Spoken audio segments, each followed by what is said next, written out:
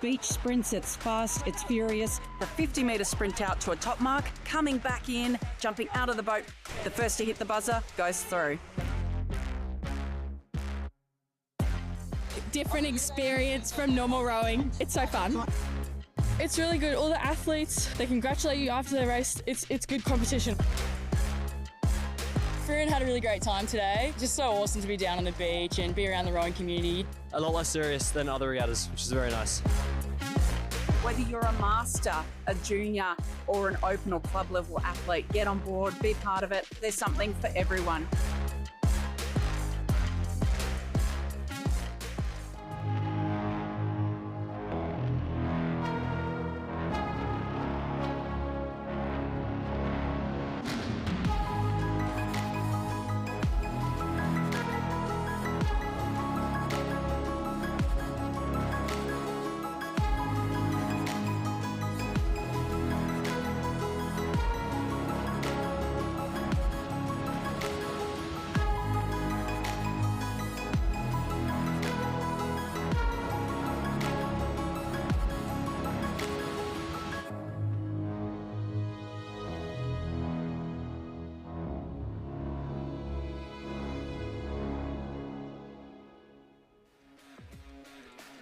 A huge thank you to Rowing Australia's official technology partner, Sharp EIT Solutions, for keeping our IT running smoothly behind the scenes. Their cutting-edge technology and expert support ensures seamless operations both on and off the water. If you're a business looking for an IT partner that truly makes a difference, whether it's managed IT services, cybersecurity, or digital solutions, Sharp EIT Solutions has you covered. Visit sharpeit.com.au to learn more and take your business technology to the next level. To celebrate Inglewood Coffee Roasters' partnership with Rowing Australia, we're thrilled to offer a $30 voucher for our online store to everyone attending the Australian Rowing Championships. Simply scan the QR code displayed on the screen, fill in your details, follow the prompts, and start shopping for your favourite coffee blends and more. Bannister Downs Dairy is a family-owned dairy farm and processor located in the beautiful southwest of West Australia, and they are very proud to be able to support these amazing rowing athletes with what have been proven to be some of the best milk in Australia. At Bannister Downs, we admire the discipline, commitment and attention to the health of athletes. Nutrition, health and fantastic flavour are the priority at Bannister Downs, and we wish everyone the very best at the 2025 Australian Rowing Championships. Well, after 620 races over 6.5 days of this regatta, we have certainly reached the pointy end now. We are just about set to go for the last 10 races of this regatta, the Interstate Championships of Australia, where the club colours are thrown out and the state colours put on instead, with tremendous pride too across all parts of Australia.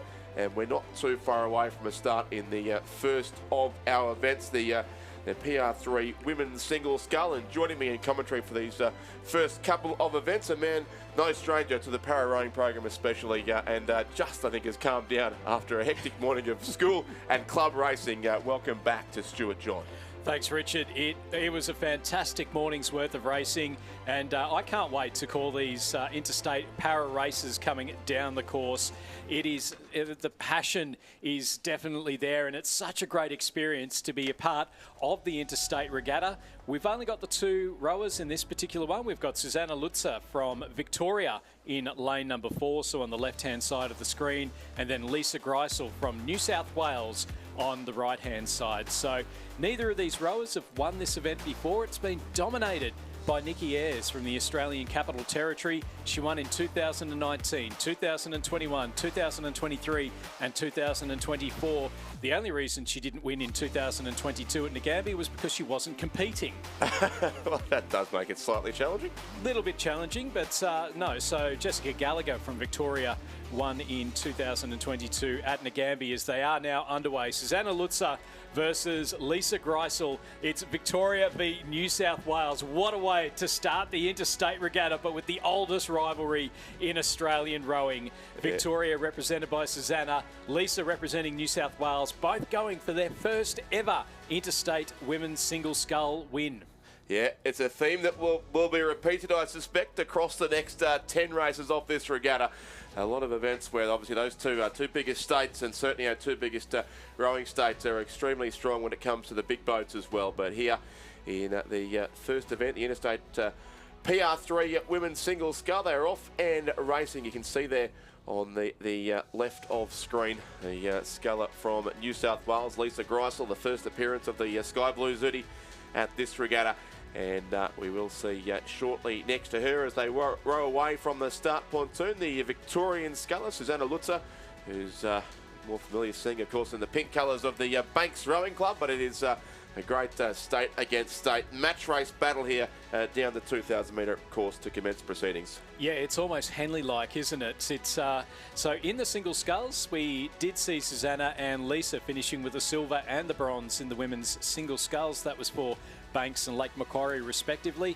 The gold medal winner, Isabel Egan, unfortunately, she wasn't able to be here for this particular race. Otherwise, she would have been racing for the ACT and undoubtedly looking to keep that going. This is the 9th time that we've rowed the PR3 women's single sculls, and as I say, dominated by Nikki Ayres, 4-time champion. New South Wales have won 3 times, and that was with Kathleen Murdoch back in 2016, 2017 and 2018. Kathleen Murdoch's also the only person to beat Nikki Ayres in the Interstate, and that was back in 2018 when Nikki made her debut. So it's only the 2nd time as well that we've not had an ACT sculler in this one. Rebecca Jones originally selected for the ACT, and unfortunately not well for racing. And Beck, if you are watching back in Canberra, then I hope you're recovering well and look forward to getting out on the water with you sooner rather than later.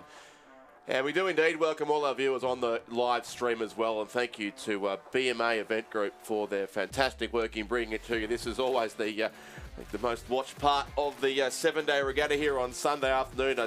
Getting messages already from people around the country who are keen and interested to see what's happening here, even though they can't be at Lake Barrington for 7 days. There's lots tuning in for this final afternoon. There's the great history of the Interstate Regatta. And as you say, Stuart, these are the 2 newest additions to a program that has grown over the years. Interstate racing began in Australia, unsurprisingly, intercolonial racing as it was back in about 1868. So like so many Australian sporting events, it traces its history back to around about that time. The program's grown, of course, over the years, obviously to include to women especially, and some newer events, the Youth Aids and Single Sculls, and now, of course, the PR3 Single Sculls as well.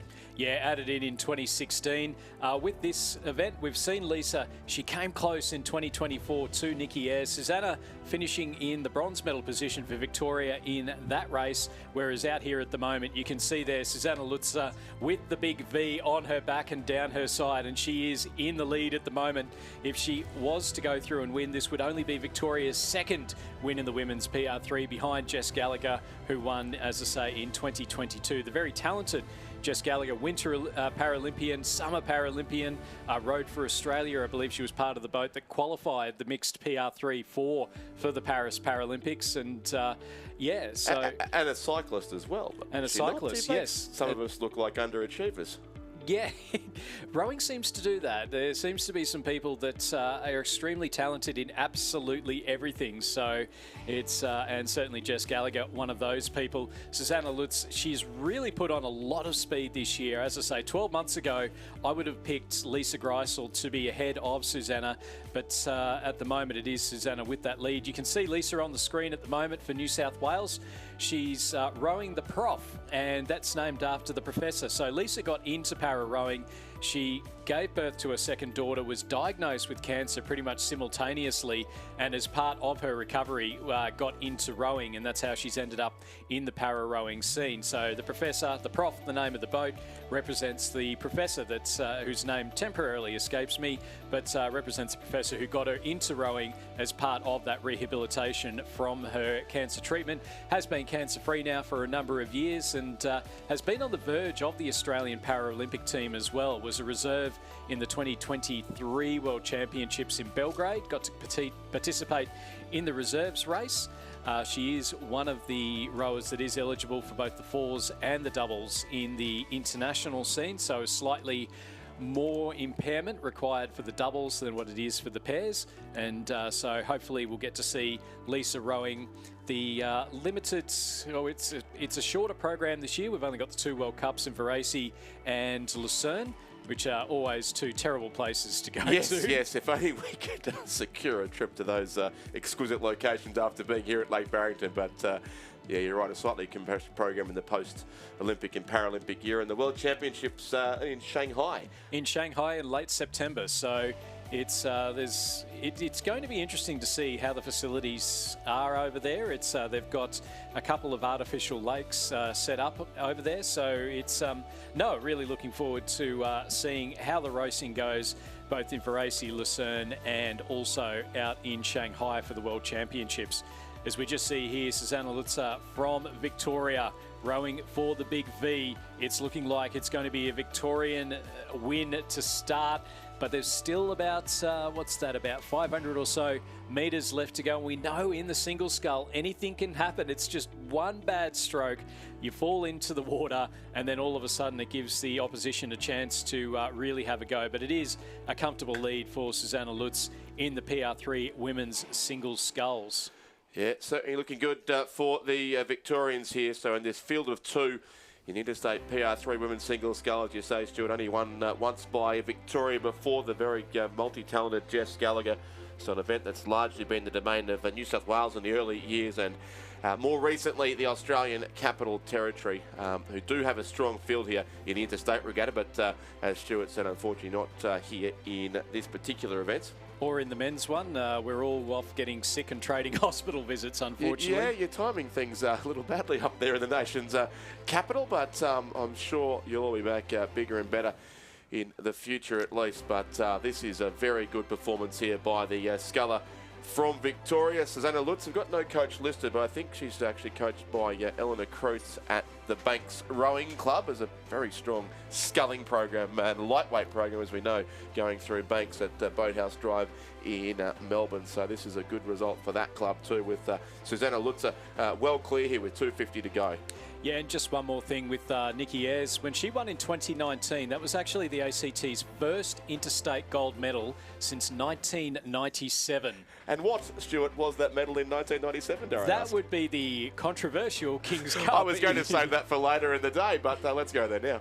No, it's but Nikki was the first ACT gold medalist in 22 years. Yeah. So next year will actually be 30 years of ACT statehood in a rowing sense. In the rowing sense, yes, exactly. And they won that King's Cup here at Lake Barrington too. So we might, if we have time, talk about that a bit later on today. But Susanna Lutzer of Banks, it's going to be a win in the opening race of the Interstate Regatta for 2025 to the Big White V. They're only about 60 metres out now from the finish line. Susanna Lutzer there for Victoria. Lisa Greisler for New South Wales approaching the final 100 metres as well. But this has been a very strong all-the-way win here to Susanna Lutz from Victoria, who takes out the first race of the Interstate Regatta. The Interstate Women's PR3 single scull goes the way of the dark blue there. Susanna Lutzer first, and second is going to go to the sky blue of Lisa Greisel of New South Wales. And as Lizzie Chapman's joining us in the commentary box, I'll be careful what I say about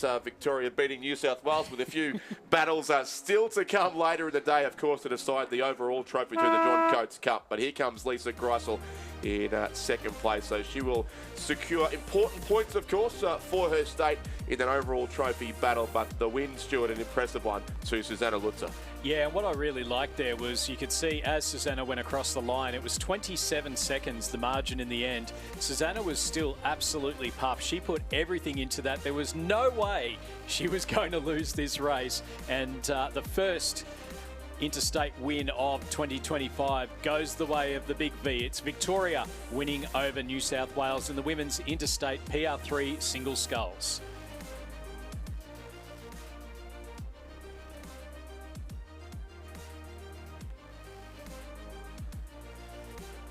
We go back down to our next race. It'll be the PR3 men's single, but we do thank Felipe, the sponsors of the last series of races we've seen. Felipe Boats, of course, who have just become the official vessel of the Australian rowing team. We thank them for their sponsorship. As we know, Rowing Australia announced this last week that Felipe Lido, the world's premier boat manufacturer, supported by its Australian dealer Perfect Balance Rowing, will supply our national team for the next 4 years. A very exciting announcement for all, knowing the Rosellas will be in the world's fastest boats, and we thank them for their sponsorship. We're underway in race 622, Stuart, the final of the Interstate PR3 men's single scull. Yeah, so in lane number 3, we have Nick Bartlett from Victoria, coached by Mark Friedman. In lane 4, from New South Wales, Flynn Wilkinson.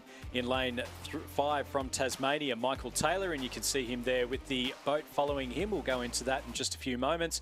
Mac Russell, multiple winner in this event for Queensland. He loves pulling on the maroon Zooty. He does indeed, with the big Q on it. And then over on the far side of the course, we have Sam Stenell, coached by Christine McLaren. He's rowing in the red of South Australia, and it is Flynn Wilkinson who has that early lead, and we saw him absolutely dominate in the para single sculls. He's new to the para rowing scene, as is Sam Stenell from South Australia, who's sitting in second. So it could be some new, it's looking like it's going to be some new winners. Jed Olschwager is a 2-time medal winner for South Australia. It's very even across here. We've got 3 times that Queensland have won. That was Mac Russell in 2017, 2018 and 2019. Jed Olschwager has won twice. That was in 2021 here in Lake Barrington and 2024 up in Cirque last year. And then the other 2 winners, Harry Nichols in 2023 for New South Wales, Kevin Dutoit for New South Wales in 2016. And then the last time I called this, it was at Ngambia in 2022, where Nicholas Neils won for the Australian Capital Territory. So again, the ACT representative is currently talking on a microphone for this particular race. Yes, indeed. It's tough being talented in multiple departments, Stuart, having to choose between actually rowing the race and calling the race. I'm not sure talented would be the word that I'm looking for. I am next year. I think that we'll have a very strong PR3.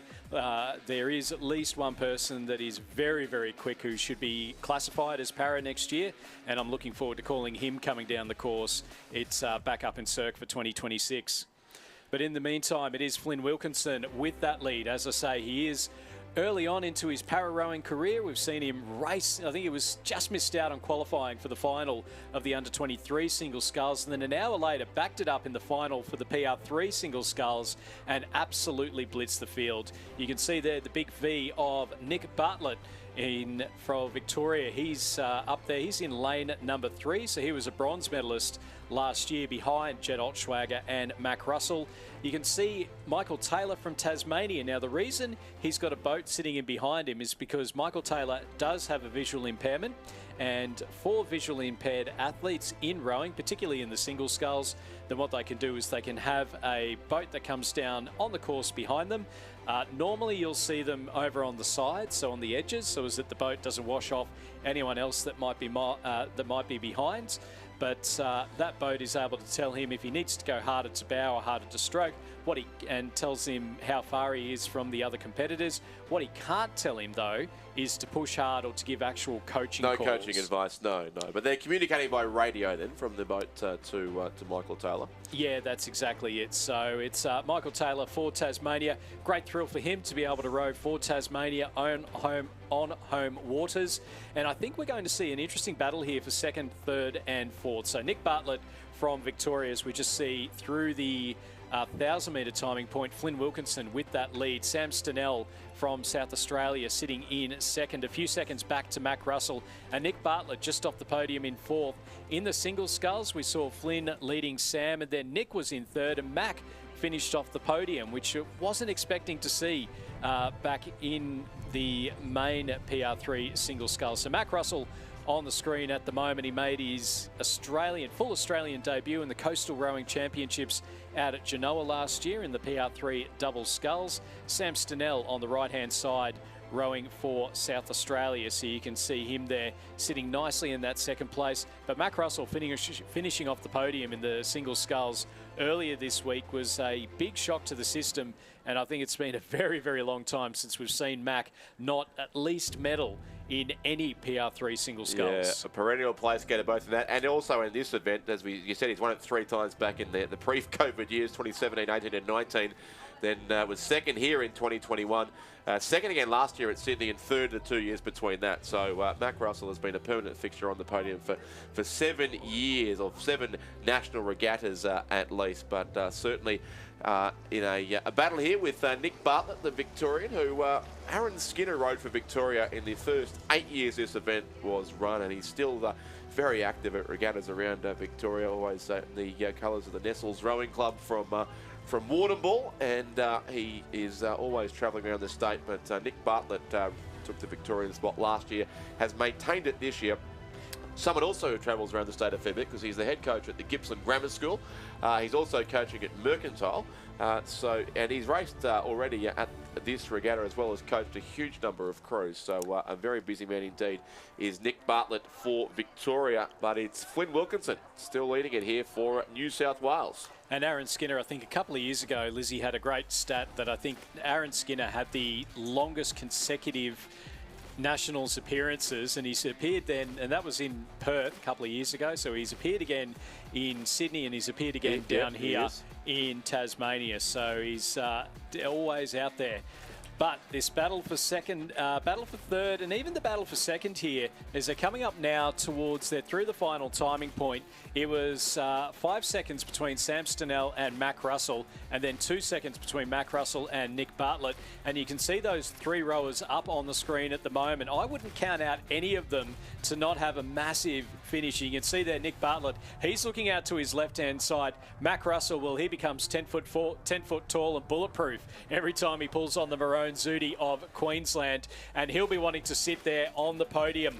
We saw Victoria beat New South Wales in the women's PR3 single sculls. Out in front though, Flynn Wilkinson from Sydney Rowing Club and New South Wales. He has the lead, and it is very, very convincing indeed. Then we've got Sam Stenell sitting in second place for South Australia. Then back, Mac Russell is holding on to that bronze medal position, and then back a little bit further to Nick Bartlett from Victoria, and then Michael Taylor from Tasmania towards the back of the field. But Flynn Wilkinson, it's been a fantastic regatta for him. As I say, narrowly missed out on qualification for the under-23 men's single sculls championship. He is the new PR3 single scull champion for the Sydney Rowing Club, and now wearing the slightly darker blue of New South Wales, he is going to be the Interstate champion for 2025. New South Wales take their first win of the Interstate regatta with Flynn Wilkinson in the men's PR3 single sculls. Coming up now, we've got Sam Stenell from South Australia. He's still sitting in second. Mac Russell is holding off Nick Bartlett for third. It's looking like it's going to be South Australia with their first medal of the Interstate. Sam Stenell takes silver. Mac Russell, he's back on the podium for Queensland. He takes the bronze ahead of Nick Bartlett from Victoria and Michael Taylor from Tasmania, just coming into the final stages of his race now in the first Tasmanian boat across the line. So confirmation there. It's a win each for New South Wales and Victoria. Sam Stenell taking the silver medal in the men's PR3. Mac Russell, the bronze for Queensland. Nick Bartlett finishing fourth for Victoria.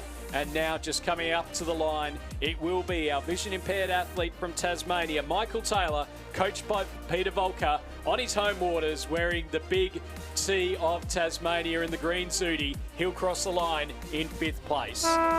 Yeah, so great win there to Flynn Wilkinson for New South Wales. 7:38.17 is the unofficial winning time and a 23.03 second margin of victory. So narrowly smaller than that we saw Susanna Lutzer take out the previous race for Victoria. But two big wins there in the para singles sculls, one each to Victoria and New South Wales. Second place, Samson Ella, South Australia. And third place, Matt Russell on the podium. He continues a streak that goes back to 2017 at the Sydney International Regatta Centre. So well done to the Queenslander there. And Stuart, well done to you. Chris McCarthy can buy you a drink for sneaking in Sydney Rowing Club 3 or 4 times during that race, but it's been a great pleasure to work with you and with Chris and with the Hunter Valley Heartthrob at this regatta too. So thanks for your help on the microphone. I know you'll be around to the end of proceedings today as well. Chris has already shouted a beer, so that was the important thing. As we cross now for the presentation of medals in the Interstate Women's PR3 Single Sculls.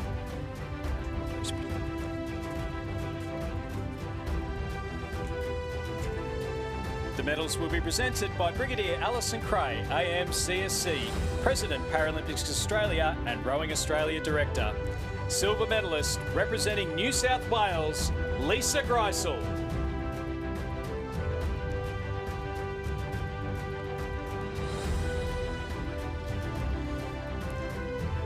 And our gold medalist and national champion representing Victoria, Susanna Lutzer.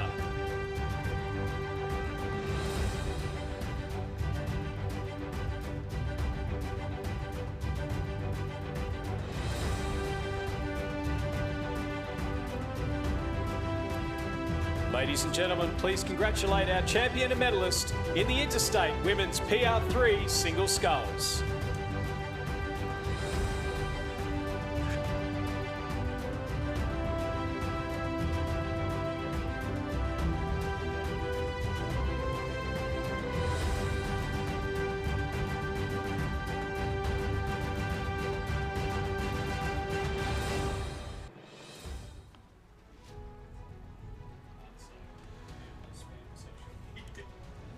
Thank you to Stuart John for his work in those couple of para races and right throughout this week. It's been a tough regatta for the rowers and somewhat tiring up here in the commentary box as well with 630-ish races to get through. But welcome back for the remainder of the Interstate Regatta, as always, to Lizzie Chapman.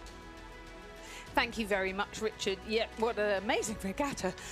So wonderful being down in the boat park. It's always almost a little bit sad when we start packing the boats up and everybody loads the trailers and prepares to get home. I've got to tell you, Richard, because you've been up here so you won't have noticed, but that area in between the coffee place and the cafe, there's a throng of athletes, and it looks like it looks, you know, at the end of World Championships when everybody swaps swapping zoot of the suits. zooties. I've got a feeling there excellent. might be swapping of zoot suits going on. We could get very confused. Dear, don't tell the officials if they've still got a race to do anyway. But yeah, it's always one of the great scenes at the end of a major world regatta, the giant throng of people and a rush to swap clothes and meet people from other parts of the world. It's fantastic to see. Lots of new friendships have been made. Arch rivals have turned into respected colleagues in this wonderful rowing community of ours.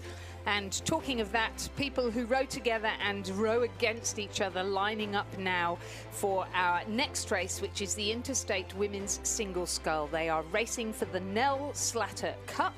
In lane 2, Victoria. This year represented by Romy Cantwell and coached by Mick Lloyd. In lane 3, Queensland, represented by Astrid Thomas, coached by Michael Russell. In lane 4, it's the birthday girl, New South Wales sculler Tara Rigney, coached by Alfie Young. In lane 5, from Tasmania, Olivia Yates. In lane 6, it's the Australian Capital Territory, this year represented by Catherine Kahn, who is coached by Nigel Harding and Tom Westgarth. And in lane 7, representing Western Australia in a single scull, Bronwyn Cox, coached by Jamie Hewlett.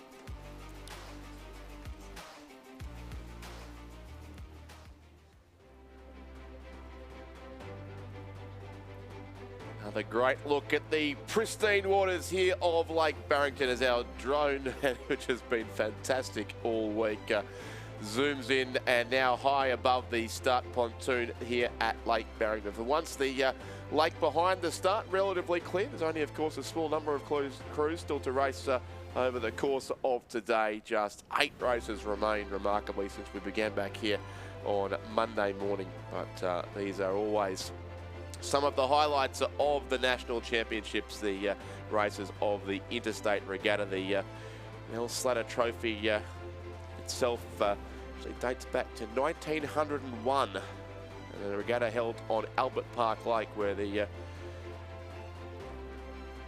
first women's single sculling race was held, but the Nell Slatter Trophy officially first presented in 1963 at a regatta on the Brisbane River up in Queensland. But a good field here. So it's Tara Rigney's birthday today, is it? The triple defending champion this event. It is, yes.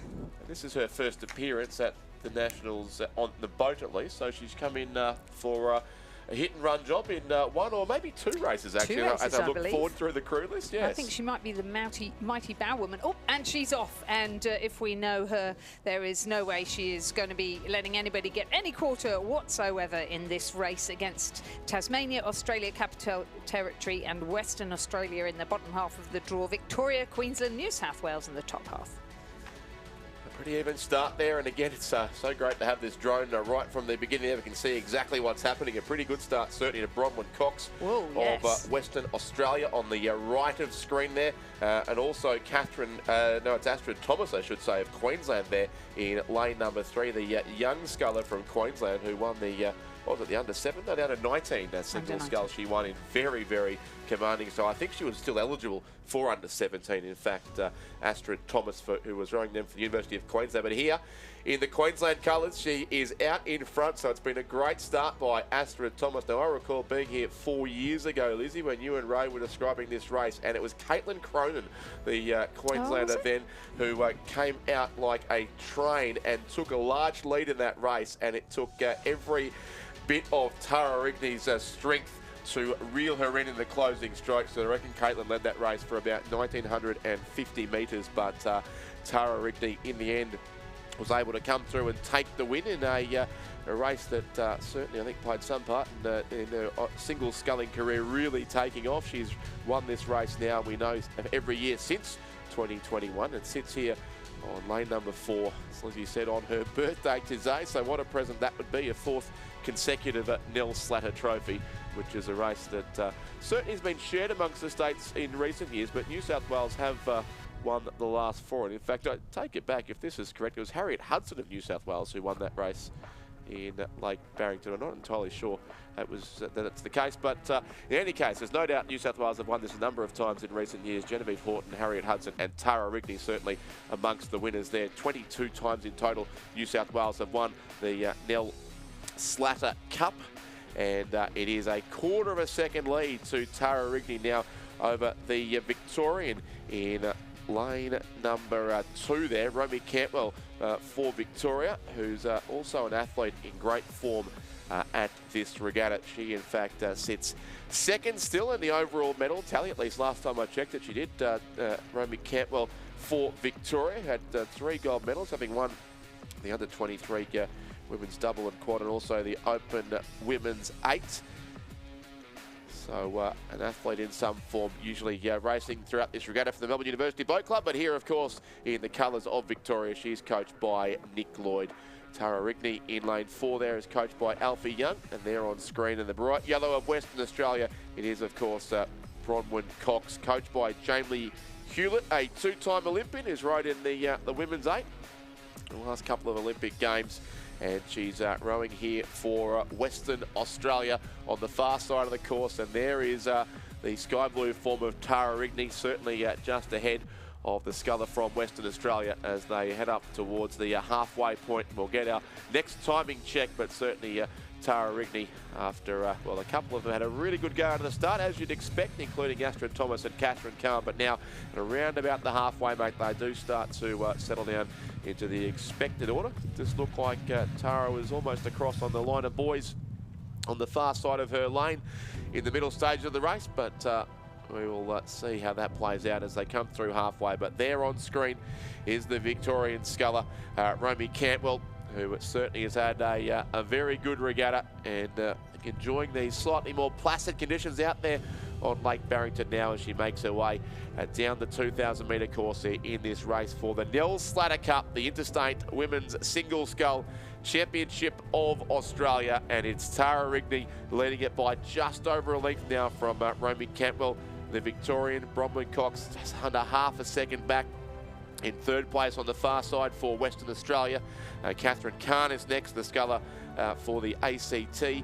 And as Stuart mentioned before, it's great to see the ACT looking to grow their interstate representation once again over the next couple of years. They look to rebuild back towards a full interstate team.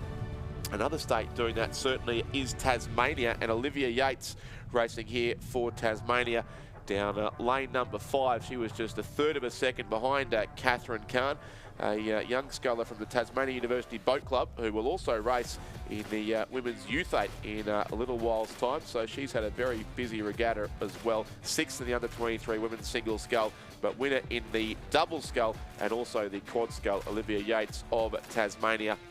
And in 6th place at this stage after that very quick start is Astrid Thomas from Queensland, coached by Michael Russell. She won the under-19 women's single scull by almost 10 seconds over Lucy Yabsley, the Glebe sculler, who was second in that final. But she was very, very dominant, Astrid Thomas. But certainly mixing here with a very, very high calibre of athlete as they work their way through the third 500 now. This field in the Interstate Women's Single Scull, the race for the Nell Slater Trophy.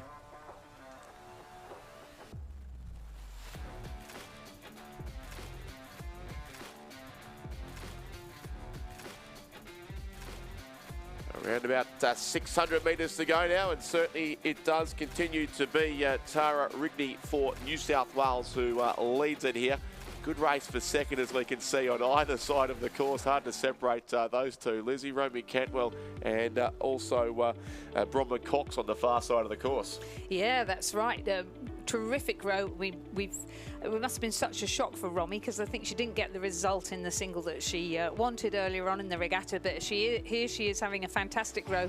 Bronwyn Cox really battling against her and slowly, I think, whittling her down. Romy having a great row. Catherine Kahn, her first time representing the ACT in the single. Long overdue, I would say, but it's because she has really improved so much the last few years. Olivia Yates and Astrid Thomas, who are youngsters coming on up into this this sort of calibre of racing, I would say. Astrid Thomas doing a really good job there for Queensland, and Olivia Yates for Tasmania. Yeah, it's just rechecking the medal count too. Romy Cantwell still does sit in an equal second place in the overall medal score, along with 3 golds and 1 silver. That is along with Mitchell Kaponis of UTS, who is equal with him. Who coaches at Ascom. There's always an Ascom connection, isn't there? You like how I mentioned Lucy Yabsley before as well, Lizzie. We had to get that in. But I should say that leading the overall medal count is Phoebe Teal, the lightweight sculler, who's collected 4 gold medals and had a fantastic regatta and still sits on top. And her parents, Vanessa and Brooke, have been great assistants down in the presentation area throughout this regatta. So I know they're enjoying all the success that Phoebe Teal is having. And she's got a chance for 1 more medal coming up too in the Tasmanian crew in the lightweight race. So stand by for that. But Tara Rigney, on her birthday, she has a habit of turning big occasions on like this. I know she raced at Nagambie last year in the Nagambie Gold Regatta instead of going to a Taylor Swift concert at the MCG that night. So she chooses her events wisely, does Tara Rigney. 4th in the world at the Olympics last year. 2 World Championship silver medals prior to that, and an imperious record here also in the Nell Slater Cup for the Interstate Women's Single Scull Championship of Australia. And it will be the Sky Blue once again. Tara Rigney will take out the Nell Slater Cup for New South Wales, and she wins it by a big margin. About 3.5 lengths it'll be over Bronwyn Cox of Western Australia, who's come home strongly in the second half of the race. She will take the silver, and Romy Cantwell, the Victorian, will finish 3rd on this side. 4th will be Catherine Kahn, rowing for the Australian Capital Territory. 5th place then looks to be the young Tasmanian sculler, Olivia Yates, who will back up in the Youth 8 in a few races' time. And then the young Queensland sculler, Astrid Thomas, after a huge week for her, beginning with the single sculls way back on Monday morning. She will finish in 6th position as well in the Interstate Women's Single Scull. But a great win again to Tara Rigney. Great result, full stop. Yep, Tara Rigney, winner of the Nell Slatter Cup for the Interstate Women's Single Scull event. And a wonderful silver there to Bronwyn Cox of Western Australia, coached by Jamie Hewlett. To Romy Cantwell of Victoria, a bronze medal. She's coached by Nick Lloyd. What a lovely way to finish off the season for him. And then great performances there from Catherine Kahn of the Australian Capital Territory, who's coached by Nigel Harding, and Tom Westgarth from Actas there, 4th position. Olivia Yates for Tasmania, 5th. Astrid Thomas of Queensland, 6th, coached by Michael Russell. Tara's time for that Nell Slatter Cup race was 8 minutes 12 seconds, 12.5 seconds.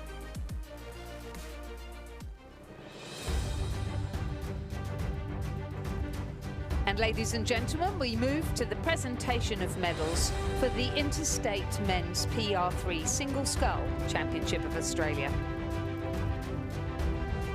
The medals will be presented by Brigadier Alison Cray, AM, CSC, retired, President of the Australian Paralympic Committee and Rowing Australia board member. 3rd place and bronze medalists representing Queensland, Mac Russell. Mac is coached by Michael Russell.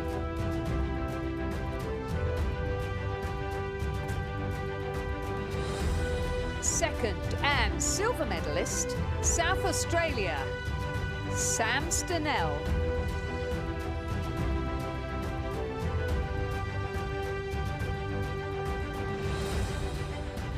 Sam is coached by Christine McLaren.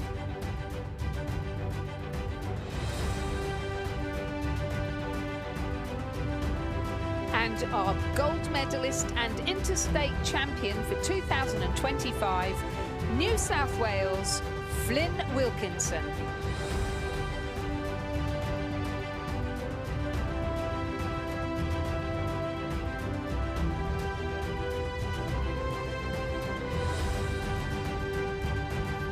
Ladies and gentlemen, please congratulate all our medalists in the Interstate Men's PR3 Single Scull Championship.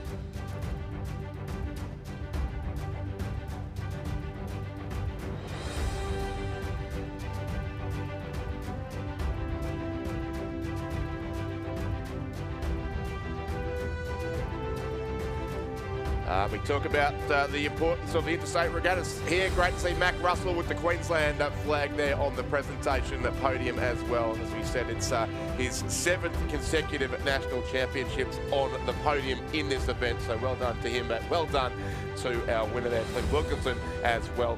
And Sam Stenell also there for South Australia. Great podium in the men's PR3 single scull. 100%. Great to see the growth in that event too. Okay, we're moving now to the men's single scull, who will race for the President's Cup.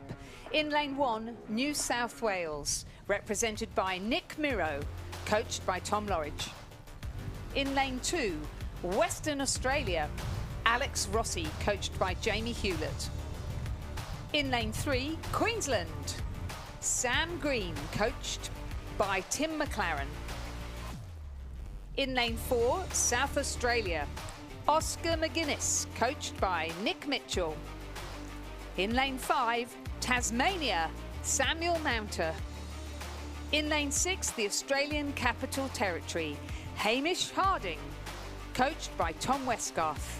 And in lane 7, Victoria, Dom Frederico, coached by Matt Ryan.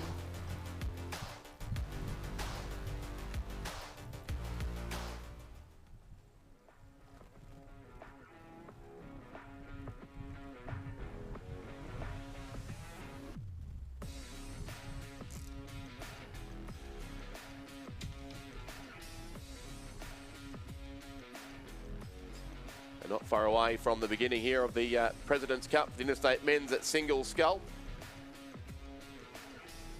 First, let's take you down to the pontoon with Chris McCarthy. Thank you, Richard. We're here with Tara Rigney. It's just taken her 3rd win on the trot in the Nell Slatter Trophy. Tara, you're having a year off at the moment. What were your thoughts going into it? Still just as confident as ever? Absolutely not. I think think going in confident, like there's always a fine line, like all the athletes are always very impressive. So I think I kind of went into it really coming here because I just absolutely love this sport and I love being able to see everyone, and you know, I just was like, well, we'll see what happens, but I absolutely love racing, so kind of went into it being like, who knows what's going to happen, but that's what rowing's about, you know? And you're doubling up. Any hints on form or previews of the Queen's Cup, or cards close to your chest? The Welshmen are looking good this year, so hopefully it'll be a bit of a ding dong. But in saying that, Victoria is undefeated, and all the other states are amazing as well. So we'll see. Awesome, thank you. Congratulations, Tara. Congratulations, New South Wales, the win in the Nell Slatter Cup.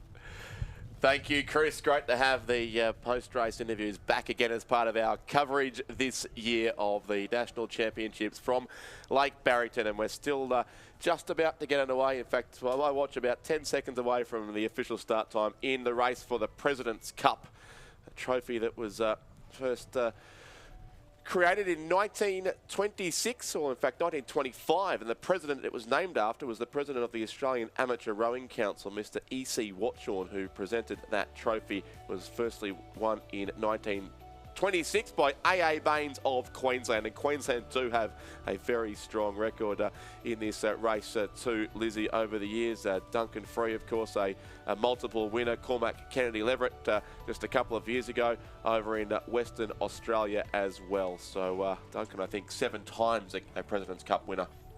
Wow, yep. And just looking down there, what a who's who of rowing.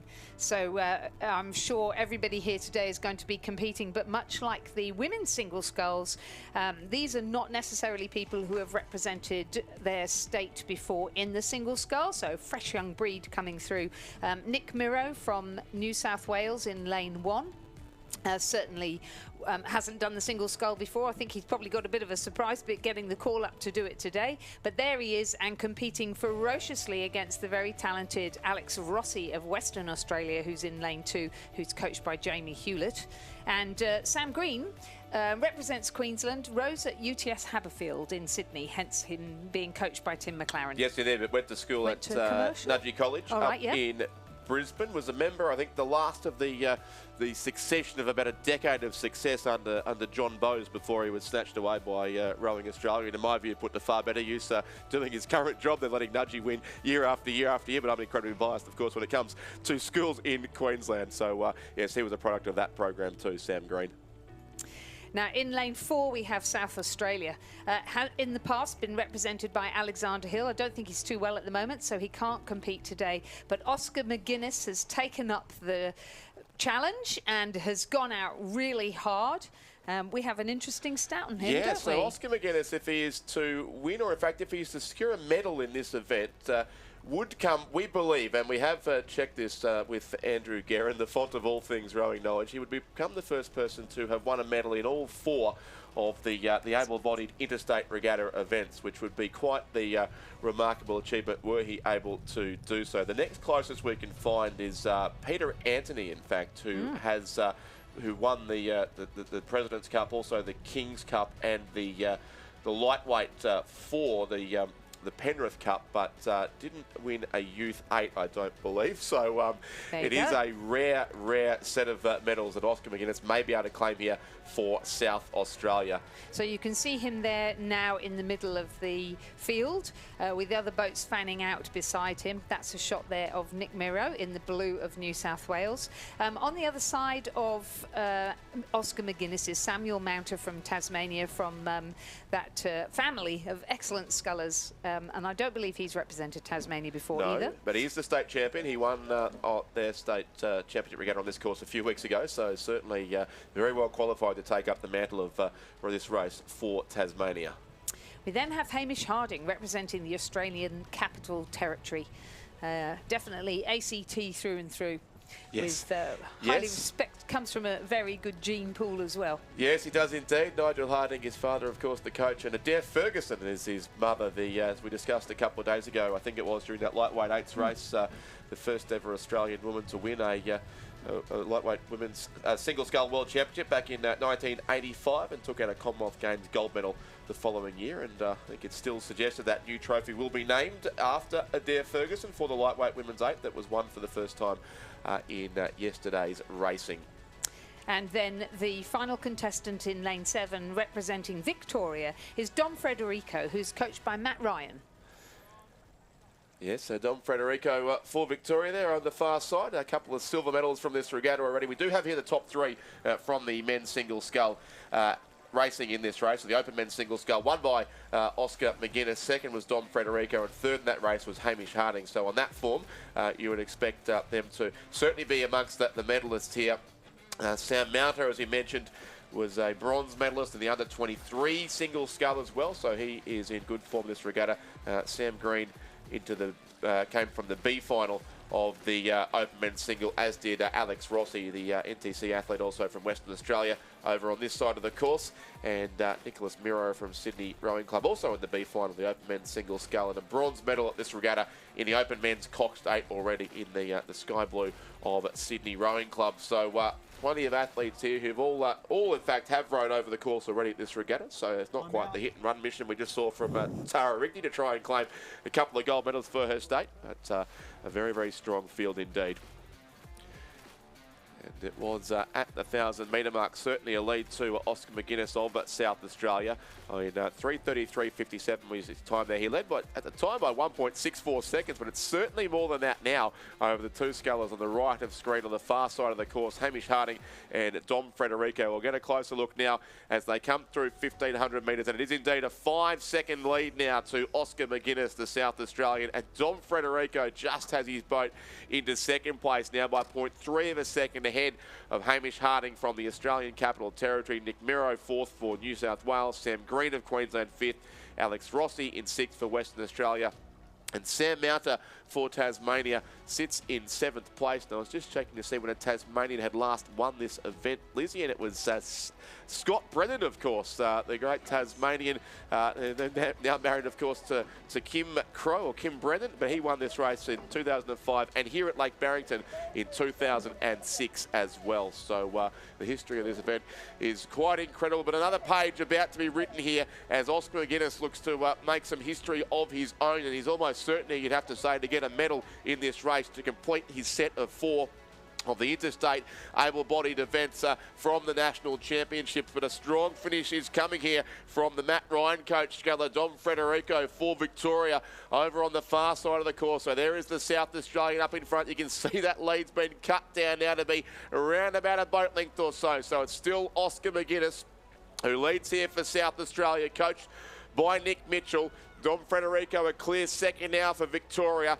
Hamish Harding of the ACT, coached by Tom Westgarth, in between those two in 3rd place. Then back to this side, Nicholas Miro doing a very good job as a late call up here for New South Wales into 4th place ahead of Alex Rossi, and also Sam Green there, in fact, may well be 5th, and then Sam Mounter, but it is still the South Australian here. Alex Hill has won this race 3 times in the past 6 years, but the baton will be passed here to Oscar McGuinness, who will get the win for South Australia, and he takes the President Cup by 2 lengths, so a strong win there to Oscar McGuinness, and what an amazing set of 4 medals he now has from the Interstate Regatta. A great second too to Dom Frederico for Victoria.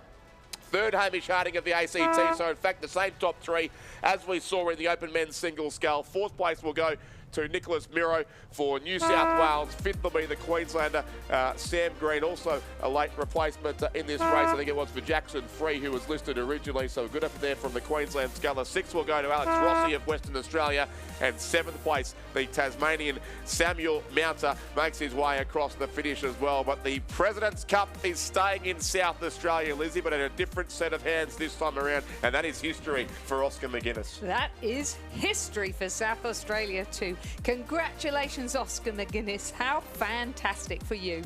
And such a worthy battle too, with Dom Frederico of Victoria taking the 2nd place, Hamish Harding of the Australian Capital Territory the 3rd place. Nick Miro, great row from you there, my friend, in New South Wales, coming in 4th position. Sam Green from Queensland placing 5th. Alex Rossi from Western Australia 6th, and Samuel Mounter from Tasmania 7th. The winning time for Oscar McGuinness, the provisional time was 7:16.29.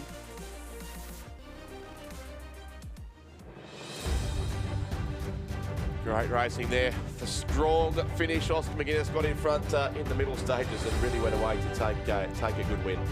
Sure did. Ladies and gentlemen, let's move to the presentation of medals and the Nell Slatter Cup for the Interstate Women's Single Scull Championship of Australia.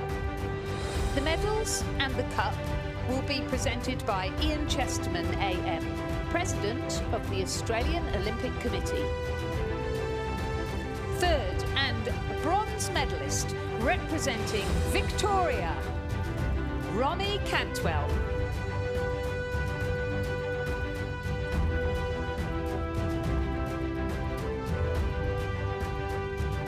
Ronnie is coached by Nick Lloyd.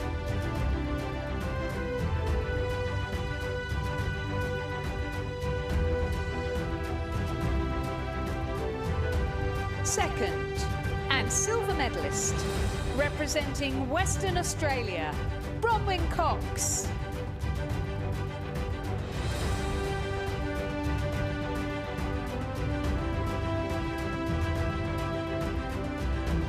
Bronwyn is coached by Jamie Hewlett.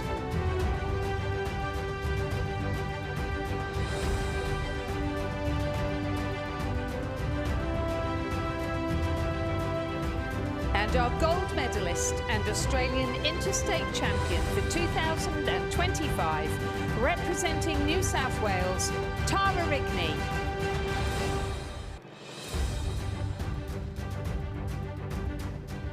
Tara is coached by Alfie Young.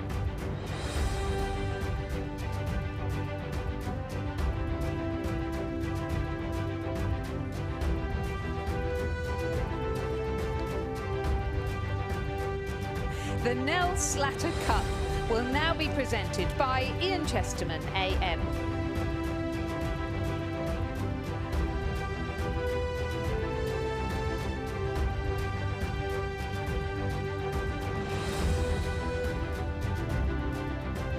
Ladies and gentlemen, please congratulate our new Interstate champion and our medalists in the women's single scull.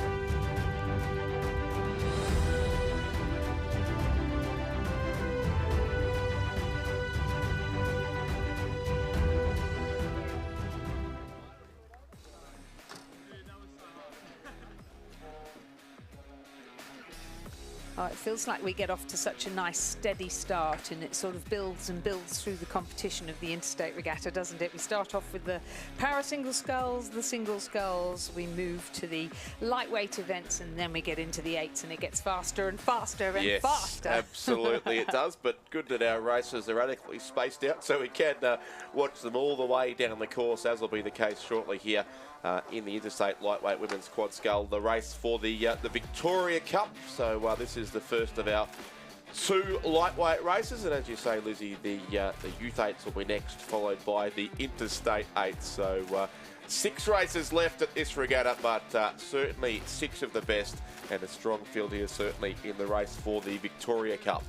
Indeed, and one of the most wonderful things about lightweight rowing, I think, is you know that pretty much every athlete in the race weighs exactly the same, and so everybody is just really level pegging. So in our Interstate Regatta event for the lightweight women's quad scull, we have New South Wales in lane 1. The crew for New South Wales this year is Sarah Berretry in the bow seat, Niamh Tierney, Annabelle McKenzie, and Laura Cypher, and the coaches are Sam Fennessy and Rowena Meredith. The crew for the Australian Capital Territory has taken lane 2, Ronya Starker-Ashby, Ruby Gray, Abby Richards and Alexandra Moylan, and their coach is Renee Domichens. The crew in lane 3 is Western Australia, the crew of Isabella Utley, Izzy Emery, Hayley Rowe and Lara Glendinning, coached by Roland Warren. Victoria have been given lane 4. The crew is Ellie Brennan, Antonietta Di Cosmo, Elissa Mirabelli and Francesca Spano, coached by Rex Spiller. Tasmania, lane 5, Imogen Stewart, Sophie Robinson, Phoebe Teal and Verena Zilm, coached by Abby Crow. For Queensland in lane 6, Millie Campbell, Alice O'Toole, Kenzie Durbridge and Jemima Powell, coached by Alex Field. And for South Australia, Olivia Masters, Lulu Colgrave, Victoria Binns and Celia Cowan, coached by Mitch Parker. As we take you back down to Chris McCarthy in the presentation area. Thank you, Richard. We've got Oscar McGuinness here from South Australia, Mr. President for 2025. Oscar, you're the first person to ever win a medal in all 4 able-bodied interstate events in Australian history. Coming into this, Alex Hill was the winner last year, South Australia, reigning champions. What do you feel? Last-minute call-up as well? Look, honestly, I mean, this has been something I wanted to do for ages, and like, I'm seriously lucky that in those years of the Youth 8, the King's Cup, and in the Lighty 4, to have such a good group, just all the stars aligned, you know, like having the right people at the right time, a bunch of guys that have lifted me up along the way. Getting the call up last minute was awesome. I felt ready for it. I've been having a good week, and yeah, I was happy to wrap it out that way. One more race, sorry. I'm going to get the King's Cup again in a second. All right, well, congratulations and best of luck for the King's Cup. Oscar McGuinness, Mr. President for 2025. Thank you, Chris, and well done to Oscar McGuinness. Yes, a unique piece of history made here at Lake Barrington today by the South Australian, who's certainly taken his opportunities well. We mentioned that, yes, Peter Anthony has 3/4 of that same feat, and I think Don Frederico also may have 3 medals of the 4 as well. So still a couple of active rowers attempt to do what Oscar McGuinness has done, including, I think, also Laura and Grace Cypher. We're just about set here, so Lizzie gave us the field just before here in the Interstate Lightweight Women's Quad Scull, the race for the Victoria Cup, which has been around since 1968, this event. First raced on the Yarra River in Victoria, of course. And happy birthday to Abby Richards in the Australian Capital Territory crew in the 3-seat there. It's her birthday today as well, so a popular day for rowers' birthdays. And can she match the effort of Tara Rigney with a substantial win here in this race? We will see, because they're underway in race 625, the Interstate Lightweight Women's Quad Scull, and a full field of 7 across the course. Fantastic to see, as we do in several of our interstate races here today as well. I mean, a good start by the crew closest to the the bottom of the screen there from South Australia, no doubt inspired by Oscar McGuinness' recent efforts. Then a couple across to the Tasmanian crew. Victoria there in lane 4, who, depending who you ask, may or may not be the favourites for the event, but certainly will be up there. Western Australia too. The yellow colours there in the centre of the course, not too far away. And then just slightly back in the early stages to New South Wales, the ACT, and also the crew from Queensland. It was New South Wales who took this race out last year over the Tasmanians, but a very different crew here for New South Wales than it was last year. Tasmania's combination not dissimilar, however.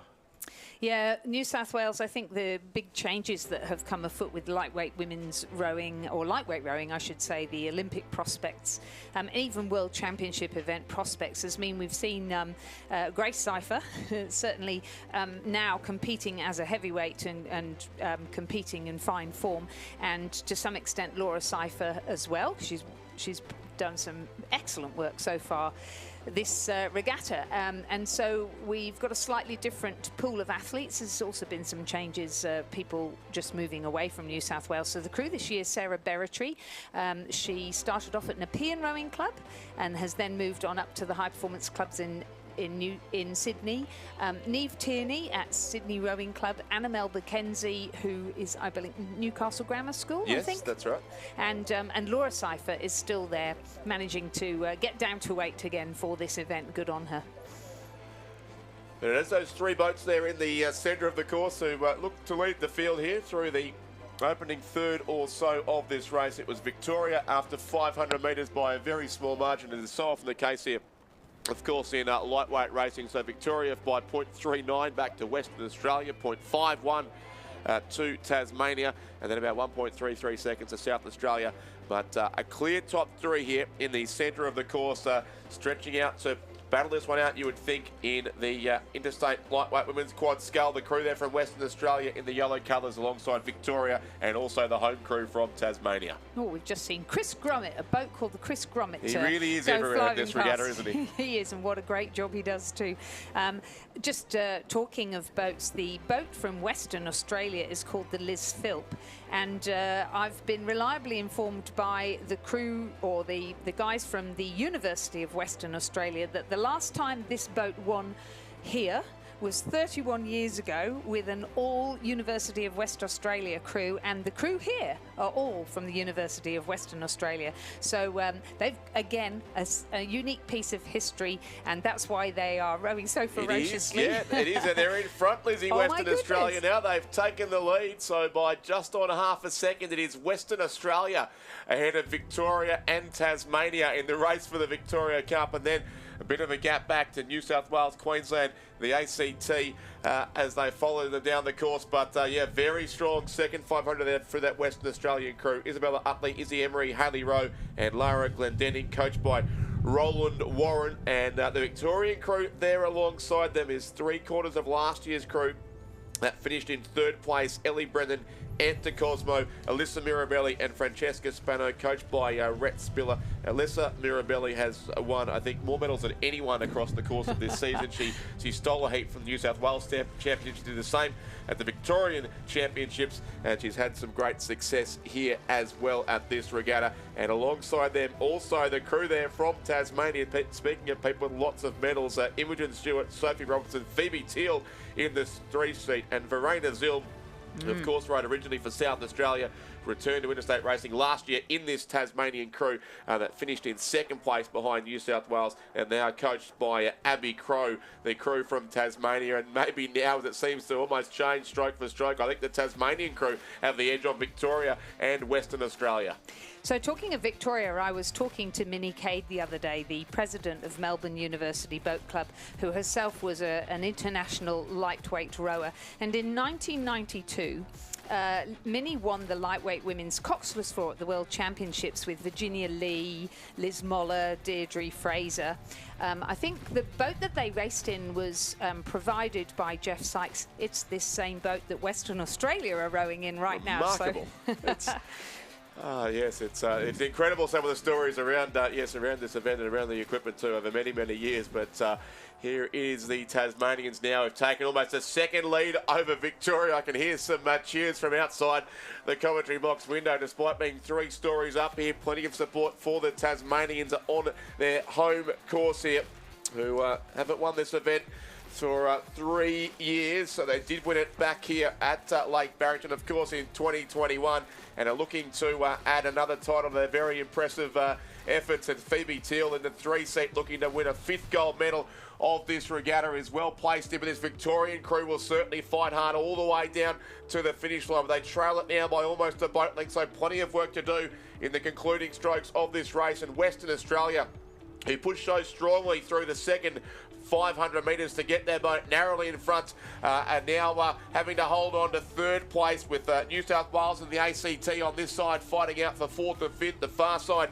Queensland, and also then the crew from South Australia right across on the other side of Lake Barrington. But it is Tasmania's Lake Barrington at this stage in the race for the Victorian Cup, with a former South Australian, Verena Zilm, there in the stroke seat now, proudly rowing for Tasmania on their home course. Phoebe Teal behind her in the boat, Sophie Robertson, and also Imogen Stewart. They are 2 lengths clear of the crew from Victoria, with Western Australia holding 3rd ahead of a fast finishing crew from Queensland. But it will be Tasmania who claim the Victoria Cup here at Lake Barrington. Tasmania win it by 2 lengths on lane number 5. Victoria 2nd, Western Australia 3rd, Queensland a great job to come home for a clear 4th spot. And then very tight it'll be for 5th and 6th, as it was all the way down the course. Just New South Wales in the end on lane 1 will take out 5th, the ACT in 6th, and South Australia in 7th. But Tasmania was 2nd last year. They move up to win the gold in 2025, and Victoria to improve 1 spot from bronze to silver, and bronze in this race will go to the crew from Western Australia. Congratulations to all our participants, but how very lovely for Tasmania to take the gold medal in the Interstate Lightweight Women's Quad Scull and claim the Victoria Cup at their home national championships. Victoria, the silver medal. Western Australia, the bronze medal.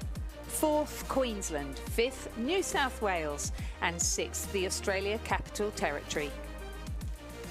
The time for that race, 7 minutes 56. Sorry, 6:56. Ladies and gentlemen, the presentation of medals and the President's Cup for the Interstate Men's Single Scull Championship of Australia. The medals and the cup will be presented by Stephen Donnelly, President of Rowing Australia. 3rd place and bronze medalist representing the Australian Capital Territory, Hamish Harding. Hamish is coached by Tom Westgarth. 2nd and silver medalist representing Victoria, Dom Frederico.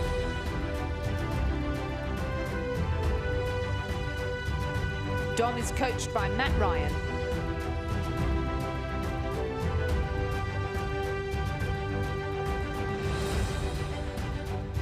Gold medalist and interstate champion for 2025, representing South Australia, Oscar McGuinness.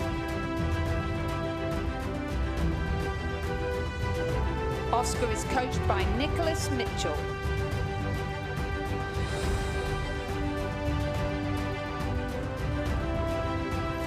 Ladies and gentlemen, the President's Cup will now be presented by the President of Rowing Australia, Stephen Donnelly.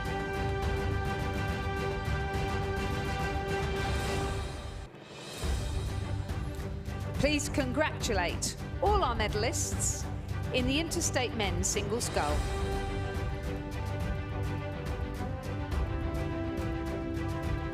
Thanks, Lizzie, as Oscar McGuinness is hoisted high up on the Lake Barrington podium.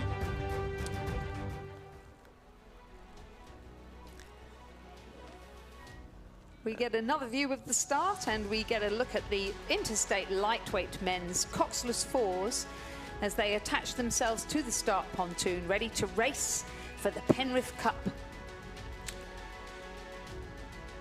Yes, the Penrith Cup, named, of course, after, well, the Penrith City Council, who donated this trophy in 1958 to be the perpetual trophy for the Interstate Lightweight Men's Four race. The national championships that year were held on the Nepean River in Penrith, of course, well before the time of the Sydney International Regatta Centre, and was won by Victoria. Won the first race there in 1958. They've won it 22 times in total, the Victorians, and Tasmania, with 15 wins in the event, sit in second place. They had, as we mentioned earlier today during one of the races, a tremendous streak in the late 90s and early 2000s when Tasmania really was the home of Australian lightweight rowing.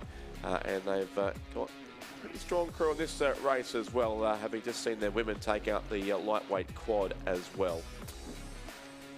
The crew's backing themselves into the start pontoon. And boat holders doing a great job, as they have done all week. We are still some about 3 minutes away from the listed start time for the race at 10 minutes past 2 daylight saving time.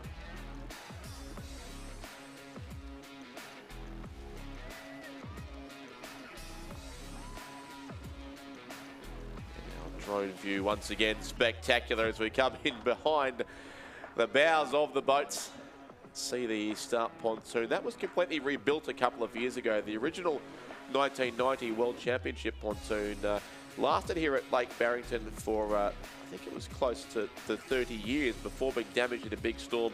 Not too far in advance of the Australian Masters Rowing Championships last year, so it had to be rebuilt in rather a hurry, and the tremendous volunteers who've kept this course in pristine condition for pretty much, or since 1990, in fact, and earlier too, of course. The first national championships was held here in 1984. So a tremendous group of volunteers have been involved in that. It's dangerous to name names, I know, but I did learn when I was here. Got to meet last year for the Masters John Oakley, George Homer and Mick Goodger, who are the three names I think you hear most regularly mentioned in terms of ongoing maintenance of the course for a huge period of time now, some 35 years since the World Championships were held on this lake in Tasmania.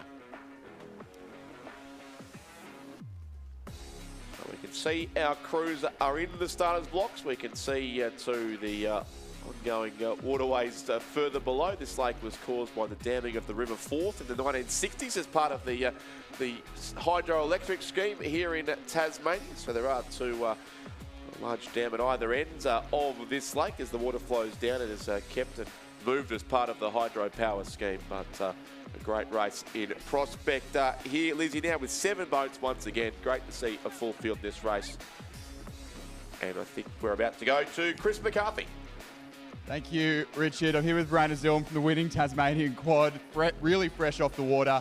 Home win for Tasmania, and the top 3 crews all led at some point in that race. Just talk us through it. Tell us what it means. Oh, it was so exciting.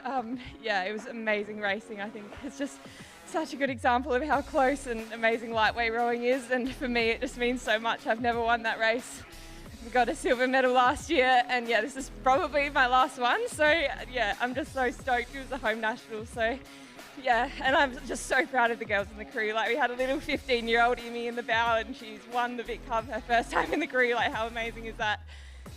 Yeah, I'm stoked. Awesome. Fantastic. Congratulations. Topping off a very successful regatta for yourself. Congratulations, Verena, and congratulations to Tasmania, winners of the Victoria Cup. Congratulations, Verena. Thank you, Chris McCarthy. Some breaking news potentially there coming from the interviews too. So, but we're underway here in this race. And Lizzie, as I mentioned, all 7 states here represented in the race for the Penrith Cup. How good is that? Lightweight rowing is definitely not dead in Australia, is it? That's right. Not at all. New South Wales are in lane 1. The crew of Jason Waddell, William Gregory, Nicholas Mather and Luke Purdy, coached by Robert Black and Peter Warne. The Australian Capital Territory are in lane 2. Garvin Hayes, Oliver Manning, George Bowditch and Matthew Rickard, coached by Renee Domichens. Tasmania are in lane 3. Sam Casey, Laurie Dean, Angus Painter and Oscar Birtwistle, coached by Jacob Crow.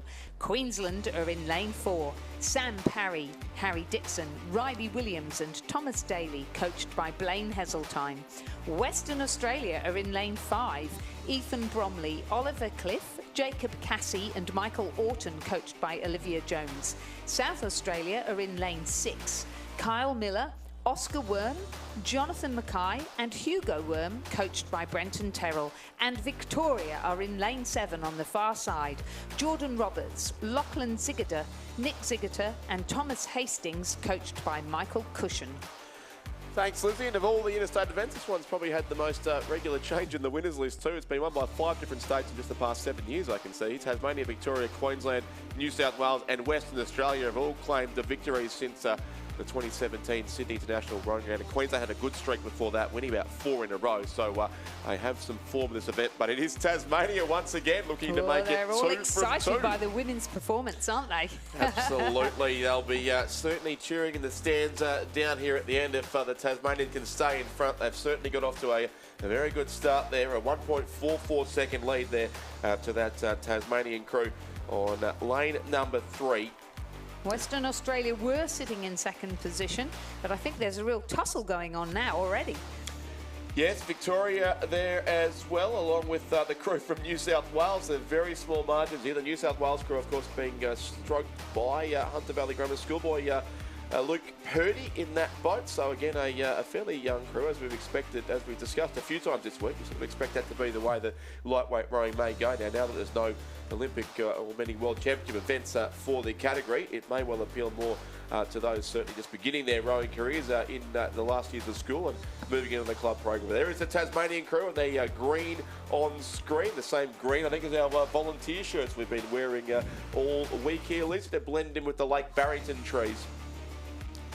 And that's the crew on lane 3 from Tasmania. So Victoria lane 4 alongside them, but they've dropped back a little there on the course, in fact, and out to the other side, we've still got Queensland, Western Australia, and also South Australia.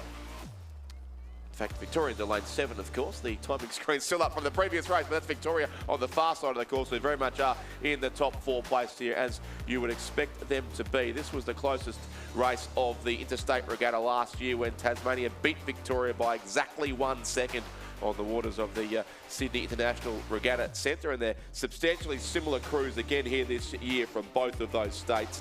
Western Australia were 3rd last year, and certainly in the mix here again as we come up towards now the halfway mark of this race, and we'll get some updated timing shortly. But it does look to me that it is the crew there from Tasmania and New South Wales chasing them too down the inside lane of the course, and then Western Australia and Victoria over towards the far side of Lake Barrington as we ride with the drone now and get that certainly confirmed. New South Wales lane 1 there on the right-hand side of screen. Tasmania 2 lanes across from them, just a bit of a gap then back to Western Australia, who are probably 4th, and Victoria the far side there in lane 7. Jordan Roberts, the Ziggler brothers, Lachlan and Nick in the middle of the boat. Thomas Hastings from the Barwon Rowing Club. It's otherwise a Banks Rowing Club crew. They're coached by Michael Cushion, and they're certainly stalking the field well there. Now the Victorians, Lizzie, I think on the far side of Lake Barrington. Indeed, yep, certainly lifting. I'm curious to see how the New South Wales crew does as well, having seen them work very hard indeed throughout the course of the season, right from the time trials, starting to identify who might be a contender. And Jason Waddell, who has oh my goodness me, he did Youth Cup with people like Spencer and Hamish Playfair and people like that. Last so decade, he's been rowing for yes. such a long time, and always such a stalwart, such a very fierce competitor, and going lightweight last year and doing a really good job of it too. And then the young Will Gregory, who was in a very successful Radford School quad in his school years. Nick Mather, who rows at UTS. Will Gregory's at Sydney Uni. Jason Waddell at Nepean, and Luke Purty, Hunter Valley Grammar School and the Newcastle University. Well, they're right in this one, New South Wales, so hold on to your hats here. It looks like it's going to be a traditional two-state battle here. I think the Tasmanians probably have dropped back into 3rd position here down the centre of the course. In fact, no, it's the Tasmanian crew there in lane 3 who might just still have the edge on New South Wales, so it's far from over yet. Back a little is the crew from Western Australia there in the yellow colours, who be in 4th place ahead of South Australia, Western Australia, and also the crew from the ACT. But Victoria going for home on the far side of Lake Barrington, and Tasmania still do have the edge on New South Wales and also Western Australia back on this side. So Victoria now in bright sunshine here at Lake Barrington, but Tasmania trying to make it 2 from 2 here in the lightweight events. The tandem rig there on the boat of the Tasmanians. They are flying home, and may just about have got themselves back up on terms with Victoria, but they're responding to Victorians on the far side. They've got their boat in front, and Victoria will win the Penrith Cup. They'll win it by half a length. What a fantastic race. Tasmania 2nd, New South Wales 3rd, Western Australia 4th. 5th will go to South Australia. 6th will be the crew from Western Australia, from Queensland, I should say, and next time the Australian Capital Territory. But it is Victoria who got in front there during the 3rd 500 metres, and for the first time since 2019, 6 years later, Victoria have once again won the Penrith Cup.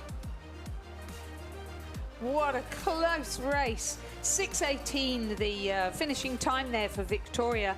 Just one and a third second over Tasmania for 2nd place, and then another second back to New South Wales, who placed 3rd. Western Australia missing out by just under 3 seconds. They come in 4th. South Australia 5th. Queensland 6th, and the Australian Capital Territory 7th. It must have been fairly close together, all of those 4 crews. Yeah, some very small margins there indeed. It was 1.33 seconds from 1st to 2nd. So that was Victoria over Tasmania. And it was, yes, a great match race down the course there.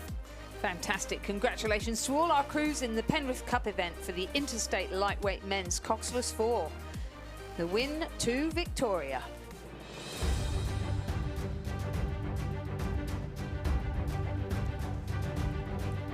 The presentation of medals and the Victoria Cup for the Interstate Lightweight Women's Quad Scull Championship of Australia. The medals and the Victoria Cup will be presented by John Boltby AM, Rowing Australia Life member.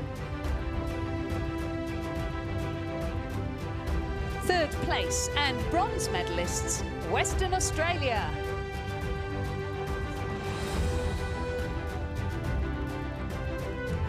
Isabella Utley.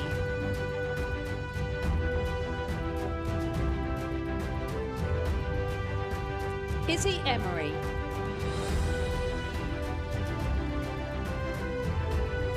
Hayley Rowe.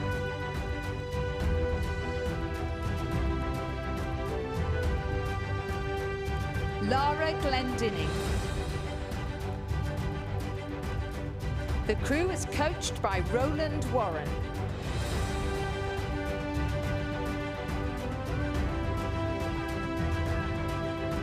Second place and silver medalists, Victoria.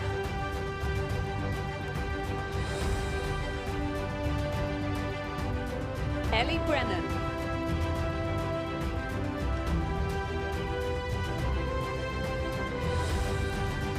Antonietta Di Cosmo. Elissa Mirabelli.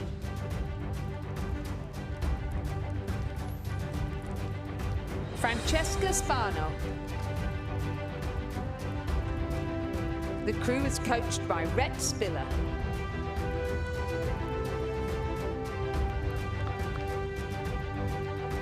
Gold medalists and Australian Interstate champions for 2025, Tasmania.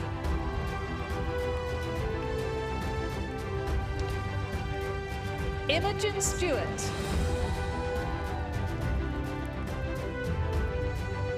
Sophie Robinson.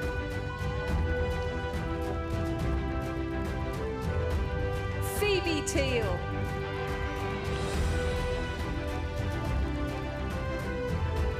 Verena Zilm. And their coach was Abby Crow.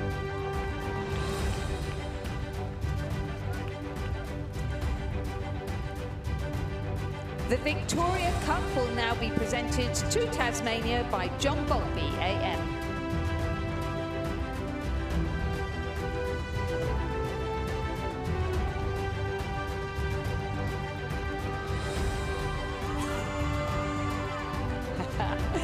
Ladies and gentlemen, please join me in congratulating Tasmania and all our medalists in the Interstate Lightweight Women's Quad Scull. What a fantastic celebration of lightweight rowing and of Tasmanian rowing, especially here, which was, as we mentioned during the race, for so long the home of Australian lightweight rowing. They are back on top in the Victoria Cup. A very, very popular win here for that Tasmanian crew. And of course, another medal coming up soon for them in the Penrith Cup. They'll receive a silver shortly behind the crew from Victoria. So it was Tasmania from Victoria in the women's lightweight quad and Victoria from Tasmania in the men's lightweight four. Make of that what you will. Sharing the love around. Sharing the love around. And fantastic racing. I think I said before that during the race that the last year the Penrith Cup was the closest interstate race. It may well be the same again this year. 1.33 seconds from first to second. So we'll see if that's the case. So quick. But we go from the lightweights, Lizzie, to the biggest of big boats, and we'll have 4 8 races here to conclude this regatta, and some sensational racing in prospect here over the next hour or so as the 8s are backing themselves in the race for the Bicentenary Cup, the Interstate Women's Youth 8. In lane 2, Tasmania. In lane 3, Queensland. In lane 4, New South Wales. In lane 5, Western Australia. In lane 6, Victoria. In lane 7, South Australia. The crew from Tasmania: Matilda Cocker, Noah Ravi, Olivia Yates, Emma Johnson, Lily Barker, Olivia Walter, Poppy Kennett and Alana Edwards, coxed by Josie Johnston and coached by Sarah Ashlin. Queensland: Scarlett Woodbury, Georgia Campbell, Gabrielle Ryan, Grace Turnbull, Eliza Bridgefoot, Sophie Malcolm, Georgia Montague, Sarah Burke, their cox Grace Bentley, their coaches Claire Raven and Andrew McNichol.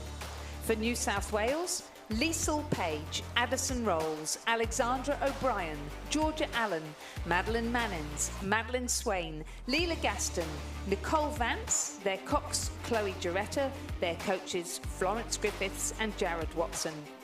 For Western Australia, Juliette Kelly, Isabella Edinger, Lara Connolly, Charlotte Hansen-Nahoy, Lila Fieves, Greta Spencer, Emma Pittman and Sinead Redding, coxed by Angelie Ing and coached by Alex Thompson. For Victoria, Lucinda Johnston, Frankie Diva, Lulu Burney, Mackenzie Kopke-Veltus, Olivia Nairn, Lola Dayan, Chloe Nevins and Meg Dumbrell, coxed by Ivy Jones and coached by Emma Dyke. And for South Australia, Anya Felderhoff, Emily Lang, Imogen Hawker, Felicity Cox, Grace Barrera, Tamara Bates, Caroline McNally and Daisy Holland, coxed by Emma Venus and coached by Christine McLaren and Daniel Ralph. They're getting ready up at the 2,000 metre start. The races get quicker and quicker as we move through the Interstate Regatta. This is the race for the Bicentennial Cup, which was first raced in 1988. Originally, it was a it was a 4 event at least. It became an 8 in 1994. Here at Lake Barrington, in fact, was the first 8 award race for the Bicentennial Cup. Been won 11 times by Victoria, 9 times by New South Wales and 9 times by Queensland. So the wins have certainly been shared around between those states in particular. You can see the yellow there of Western Australia towards the centre of the course. New South Wales next to them.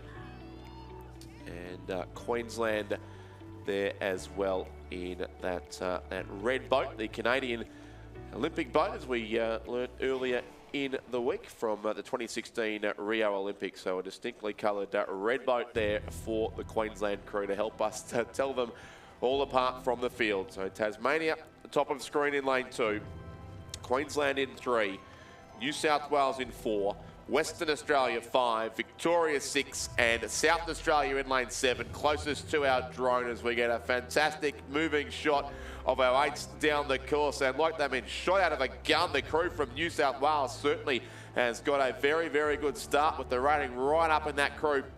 In the yellow alpaca there for New South Wales, just ahead of the red boat for Queensland. And on this side, of course, the Victorians too. So the 3 states that have very much dominated this event in recent years, showing out first, second and third, but only about a canvas between them all, in fact, as they just start to settle down through the first 200 metres of racing. Now South Australia on this side closest to our drone. Western Australia there in the yellow colours in the centre of the course, and over on the far side from where our drone sits, but actually they'll be on the spectator side as they come home. So Tasmania too, after 2 medals in 2 races, will get plenty of home support down the course here today as they make their way now through the second 250 of this race. But it's New South Wales just, it looks like, from Victoria, and Queensland just a little bit back now in 3rd place.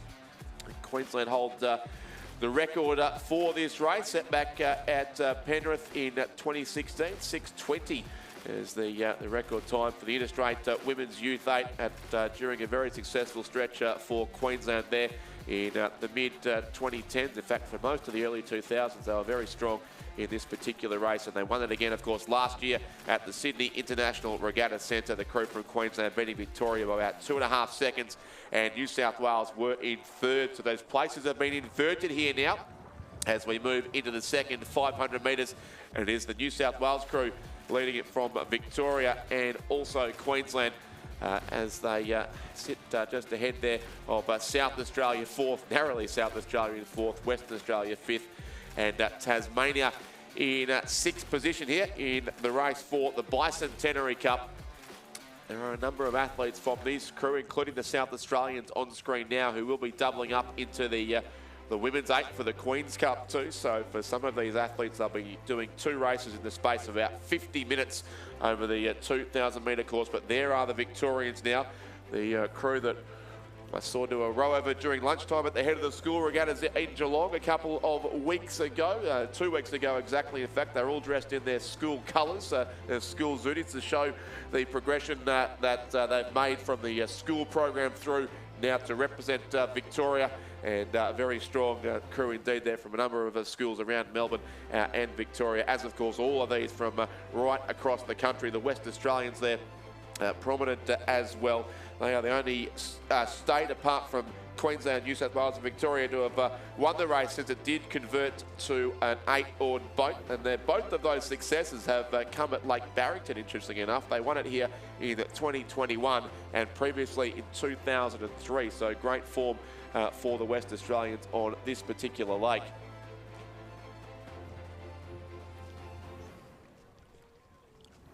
So yes, the race for the, well, we believe it is the Bicentennial Cup. Up on screen is the Bicentenary Cup. I think it's the same as the Nell Slater Cup versus Nell Slater Trophy debate that seems to happen at this regatta each year as well. But certainly, as I'm referring to Andrew Guerin as my official source of all history here, and it's certainly the Bicentennial Cup on the Australian Rowing History website. There's no doubt about that. So they continue down the course now past halfway in the Interstate Women's Youth 8. It was New South Wales by 1.55 seconds now at the 1,000-metre mark from Queensland second. South Australia now up into third ahead of the crew from Victoria, and Western Australia and Tasmania. But you can see the margins are very small, certainly, especially between our top two, the New South Wales and Queensland crews. And then a very good race for third, fourth and fifth at this stage. South Australia, Victoria, and also Western Australia right across the course, but it is a discernible lead there to the crew in sky blue from New South Wales. Liesl Page, Addison Rolls, Alexandra O'Brien, Georgia Allen, Madeline Mannins, Madeline Swain, Layla Gaston, Nicole Vance and Chloe Geretta. They're close by Florence Griffiths and Jared Watson. Already 2 wins to New South Wales at this interstate regatta, so looking for a third here. And the Queensland crew, but right alongside them, the defending champions. And that bright red former Canadian Olympic boat, the crew of Scarlett Woodbury, Georgia Campbell, Gabrielle Ryan, Grace Turnbull, Eliza Bridgefoot, Sophie Malcolm, Georgia Montague, Sarah Burke and Grace Bentley, coached by Claire Raven and Andrew McNichol. The Queenslanders sit clearly in second place, 1.62 seconds now behind as they go through 1,500 metres, and then it is South Australia, Western Australia and Victoria, all within about 1.6 seconds in what may well be a fantastic race for the bronze medal here on Lake Barrington. And then the Tasmanian crew also closest to the spectator side of the course, so having a fantastic interstate regatta so far.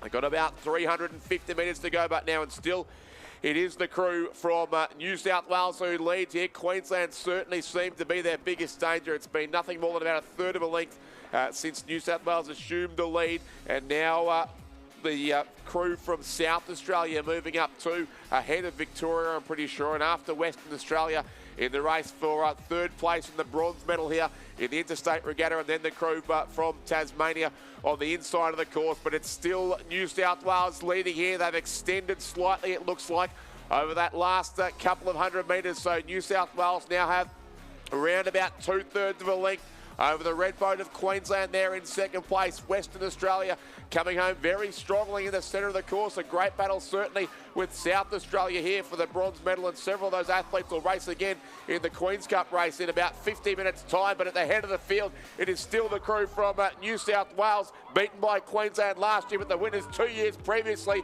and they were once again to win the Bicentennial Cup. It goes the way of New South Wales by just under a length. Queensland will finish in second place. Third will go to South Australia, a great row on the far side of the course. Fourth place, Western Australia. Fifth will be Victoria, and sixth the crew from Tasmania coming home up lane number 2. But a very strong win there from New South Wales in the Bicentennial Cup for the Interstate Women's Youth 8 Championship of Australia. Their third win in 4 years. They turned the tables on Queensland, who took it out in 2024. But Lizzie, it's New South Wales in 2025. Fantastic result there. Congratulations to New South Wales. Gosh, they went off so fast, so hard, so high. I wasn't sure if they could hang on to it, but they certainly did. Well done, New South Wales. Gold medalists in the Bicentennial Cup event for the Interstate Women's Youth 8. That's the under-21 8. Second and silver medalists, Queensland. Third and bronze medalists, South Australia. Fourth, Western Australia. Fifth, Victoria. Sixth, Tasmania. Winning time 6 minutes 27.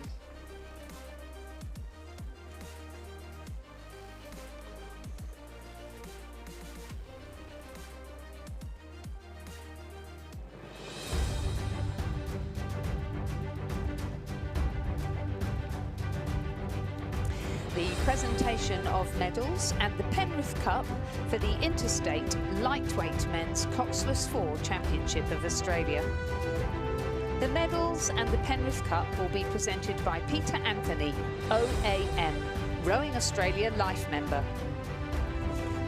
Third place and bronze medalists, New South Wales. Jason Waddell. William Gregory. Nicholas Mather. Luke Purdy. The crew is coached by Rob Black and Peter Warne. Second and silver medalists, Tasmania. Sam Casey. Laurie Dean. Angus Painter. Oscar Birtwistle. The crew was coached by Jacob Crow.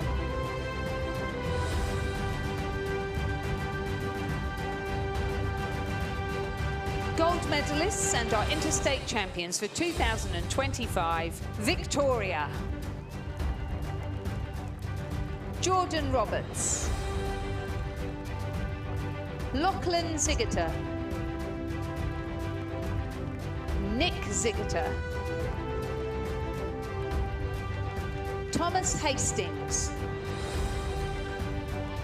The crew is coached by Michael Cushion.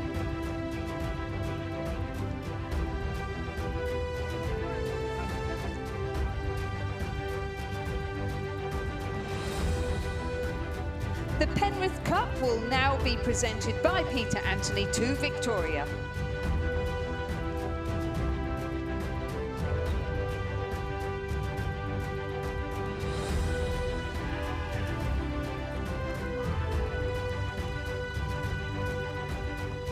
Ladies and gentlemen, please congratulate our Penrith Cup winners and all our medalists in the Interstate Lightweight Men's Coxless 4.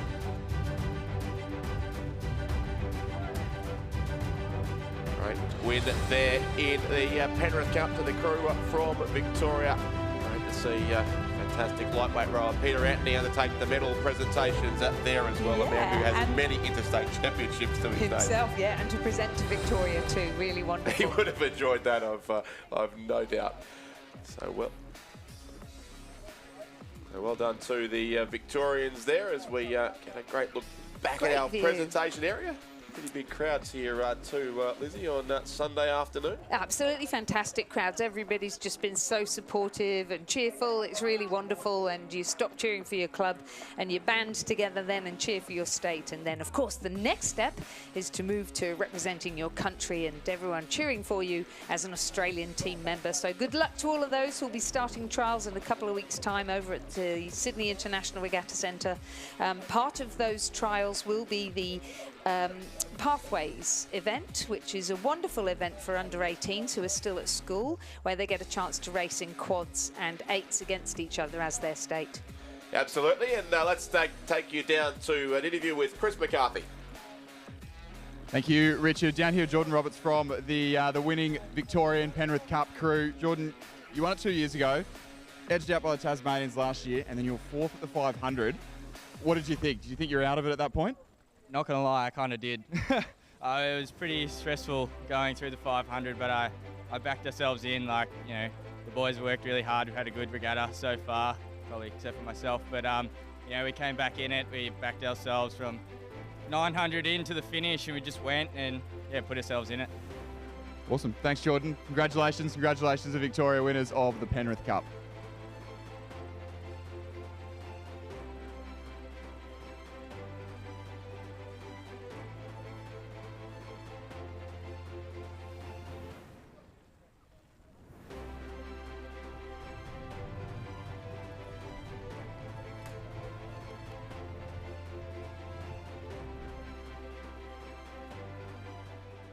Hey, I'm Mitch Salisbury. And I'm Nick Pender. And we're at beautiful Lake Barrington today, and we're going to go around asking people some questions. How's your Lake Barrington experience been? I got to tell you, I've enjoyed this place so much, and this has probably been my favourite nationals for many years. How good's Lake Barrington? Look, it's turned it on for a few days and then it decides to bring the wind back down and keep us all in check, so... It's good though, isn't it? Definitely. It's been awesome. It's been a great experience. It's so beautiful down here and yeah, it's been really cool. Mate, isn't it pristine? Beautiful place. Clean there, untouched. Boys, we've just got a question. What's your go-to pre-race pump-up song? Yeah, probably Hell's Bells by Acknowledgments. Kickstart My Heart, Motley Crue. Yeah, Hell's Bells. Yeah, Hell's Bells, yeah. Hell's Bells. They love Akadaka. Hell's Bells it is. Mitchie, what's your go-to pre-race hype song? Anything by Fetty Wap. Nice. Mine's Anything by Mitch Salisbury. Nice, good choice. Who inspired you to start rowing? There's actually two people, the Hudson sisters, Harriet and Ella Hudson. Yeah, great choice, great girls. I think it was just my friendship group at school wanted to row, and then my 500 metre erg was way too slow, so they said Cox or quit, so here we are. My mum and my dad, every day. That's it. Get out. You could row with any Olympic rower, past or present, who would it be? Alex Hill. Alex Hill. Stephen Redgrave. Alex Hill. Probably Steve Redgrave. Chad Willett. Chad Willett. My dad, probably, yeah. Good answer. Yeah, gotta say it. To be honest, my Olympic row I'd like to row with would have been Fergus Hamilton. I got to row the pair with him this week, so I'll have to look for a new one now. What about you? Alex Purnell, the GOAT. What advice do you give to your boys so they can go out and have the best race? Mate, head on the pillow tonight, no regrets. Just be consistent with your training and enjoy it. Everyone's journey is different, so everyone takes their own time, but if you hang in there long enough, you'll probably get what you deserve, what you put in. That's all for today. Thank you for coming along with us. Best of luck to all cruise racing. Go New South Wales. Go Queensland.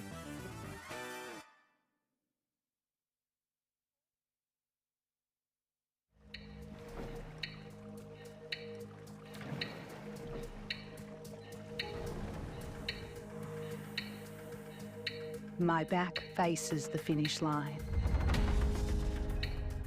I pursue something I can't see. So we build a team and learn to trust the rower behind, in front. Together, we chase perfect, unbroken circles. In the water, with practiced hands, again and again and again, from catch to finish, handle to blade. And together, our vision is clear. When we're together, our circle is unbreakable. The path to greatness can't be rowed alone. It must be as one.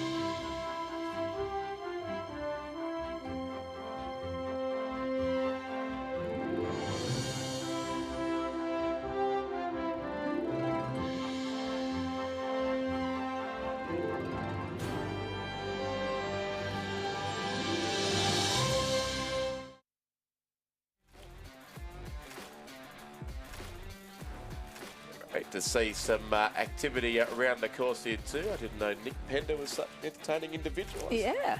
I just interviewed him on, I think it was Tuesday, or maybe it was Wednesday morning, I'm not sure anymore, but he was very informed about his time at the NTC, but he's got some media talents as well, which is fantastic.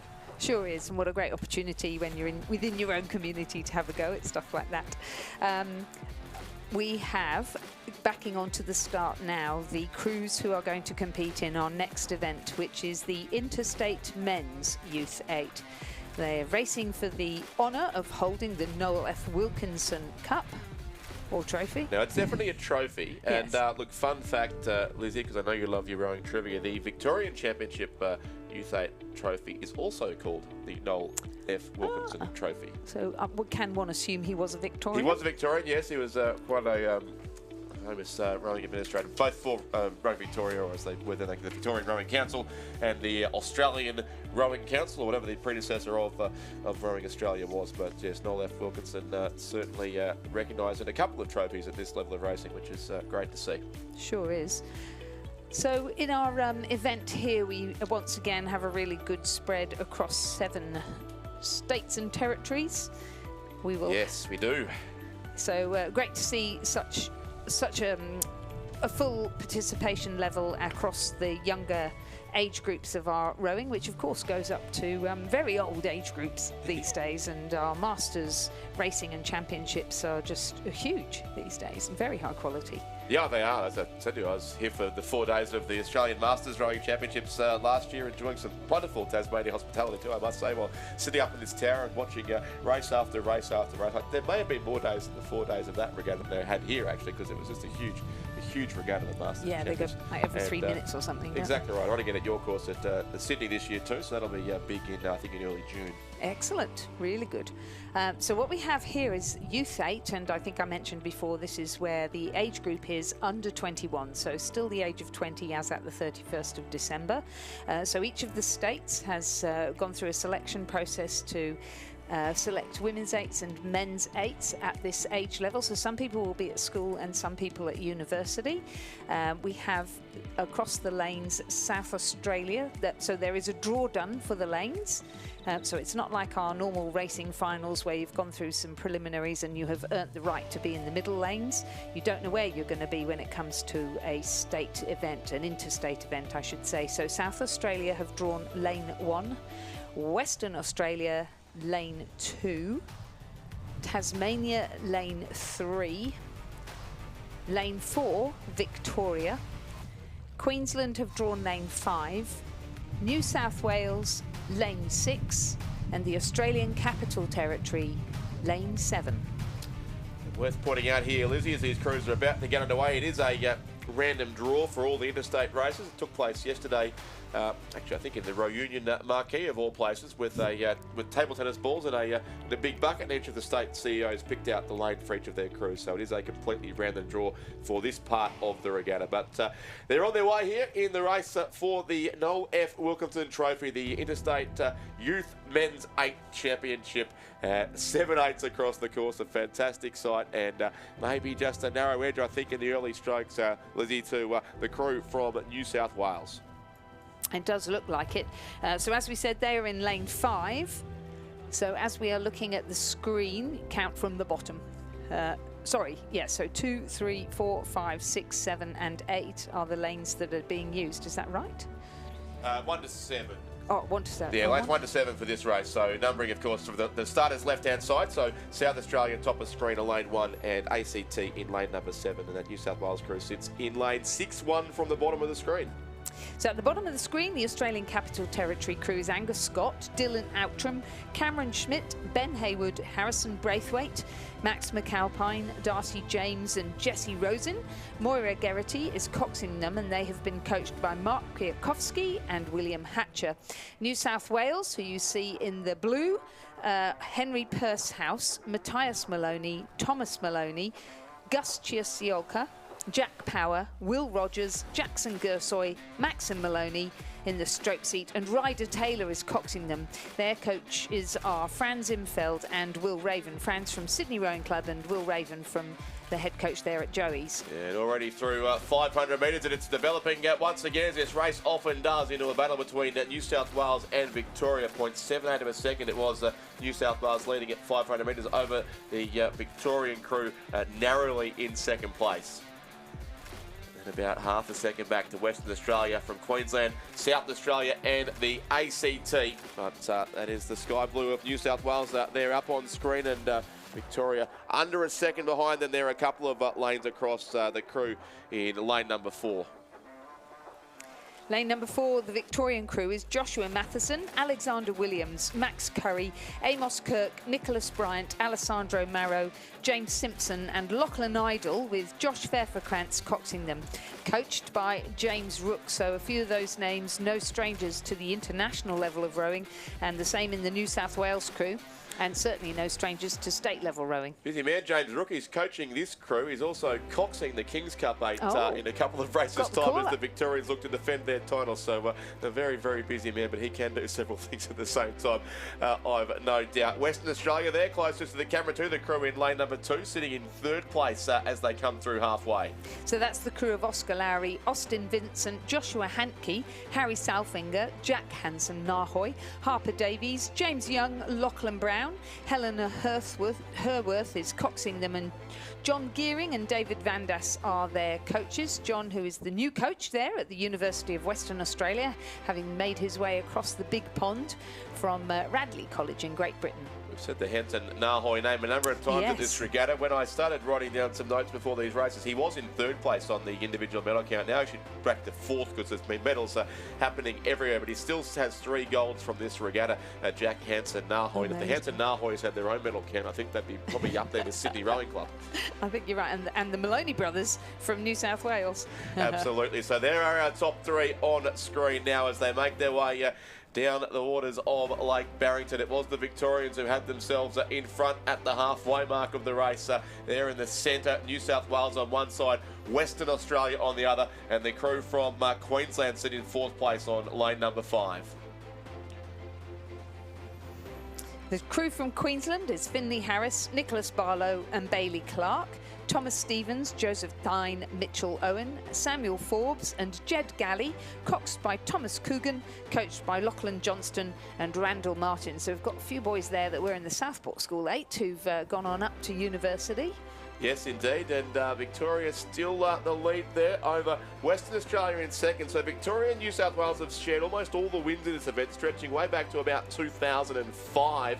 Queensland last won it actually in 2004 and 2002 in a crew that included my brother at Ngambie Lakes on that day, but I think they might be just outside the medals here. It is Victoria, Western Australia and New South Wales going for the win here in the Wilkinson Trophy, or the Wilkinson Cup, for the Interstate Men's Youth 8 Championship of Australia. New South Wales last year won this from Queensland to Victoria. Victoria's last win was here in 2021 when they had a great day on the waters of Lake Barrington, and they are still narrowly ahead here of both Western Australia and also New South Wales with about 120 metres to go. So the Victorians out for their 3rd win of the Interstate Regatta here. They're up on about 36 strokes per minute. A brilliant race behind them. Western Australia pushing New South Wales. And then we have also the crew from Queensland ahead of South Australia and Tasmania in the ACT. But the Western Australians are coming here on our race leaders from Victoria and New South Wales still thereabouts as well, but can't catch the leaders. But Victoria are in front, and for the 2nd time in 4 years, they'll win the Wilkinson Cup. Victoria by 2/3 of a length.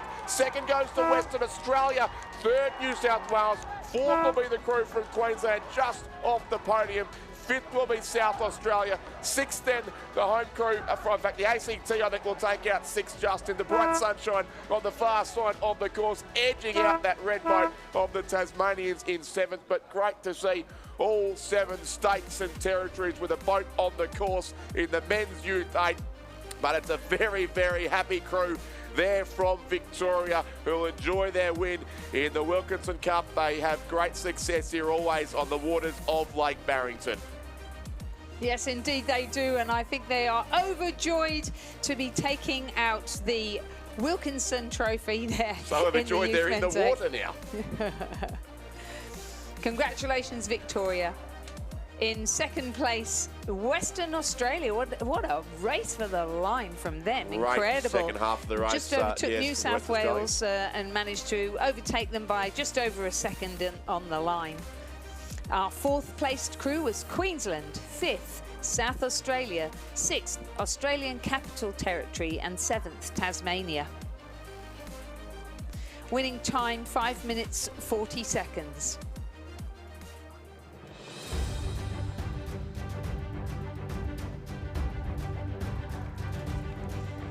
the presentation of medals and the Bicentennial Cup for the Interstate Women's Youth 8 Championship of Australia.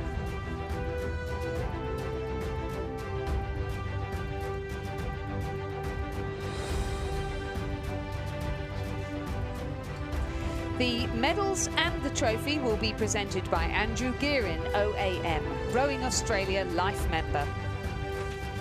Third place and bronze medalists, South Australia. Not all of the crew can be with us, but the crew was Anya Felderhoff, Emily Lang, Imogen Hawker, Felicity Cox, Grace Barrera, Tamara Bates, Caroline McNally and their stroke, Daisy Holland. Their cox was Emma Venice. And their coaches, Christine McLaren and Daniel Ralph.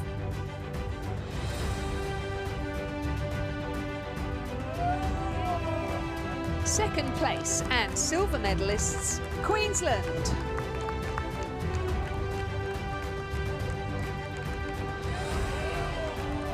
Scarlett Woodbury.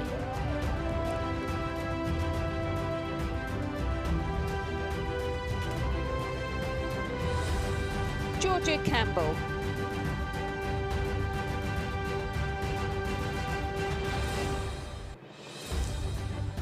Gabrielle Ryan.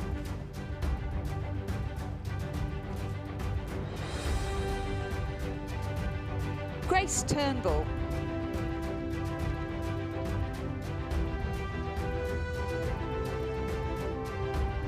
Eliza Bridgefoot.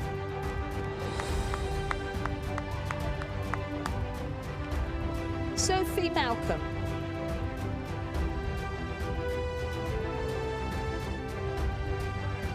Georgia Montague. Sarah Burke. And their cox, Grace Bentley. The crew is coached by Claire Raven and Andrew McNichol.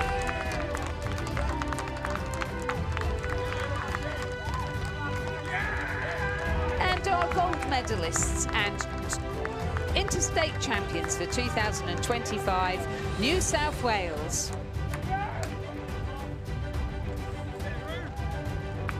Liesl Page. Addison Rolls. Alexandra O'Brien.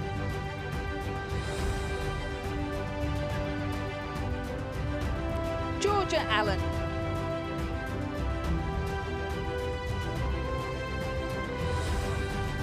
Madeline Mannins. And Madeline Swain.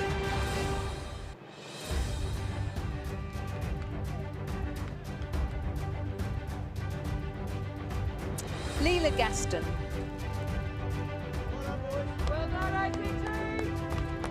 Nicole Vance. And their cox, Chloe Giretta.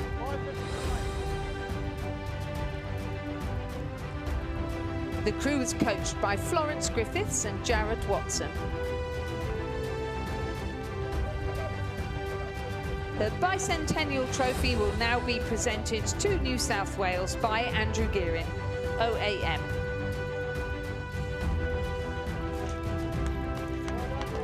Ladies and gentlemen, please join me in congratulating all our medalists in the Interstate Women's Youth 8.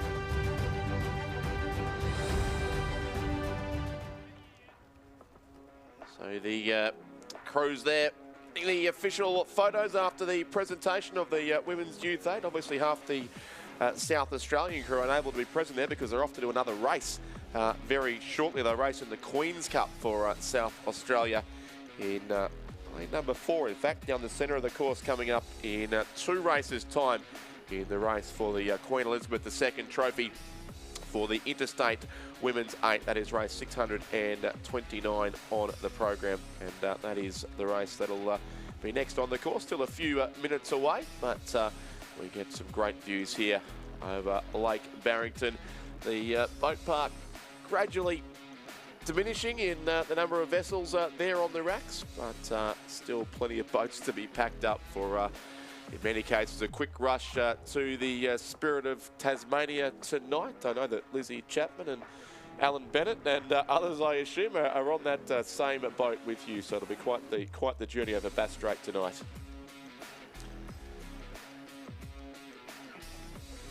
And we're shortly going to go back down to Chris McCarthy in the interview area, who's been doing a great job with catching up with Lotto athletes after the races, as well as some great commentary over the course of the week. And we can now go down to Chris for his next interview. Thank you, Richard. Down here with Chloe Giretta has just coxed the winning Bicentennial Cup 8 for New South Wales. Your first time in the blue of New South Wales. Run us through the race.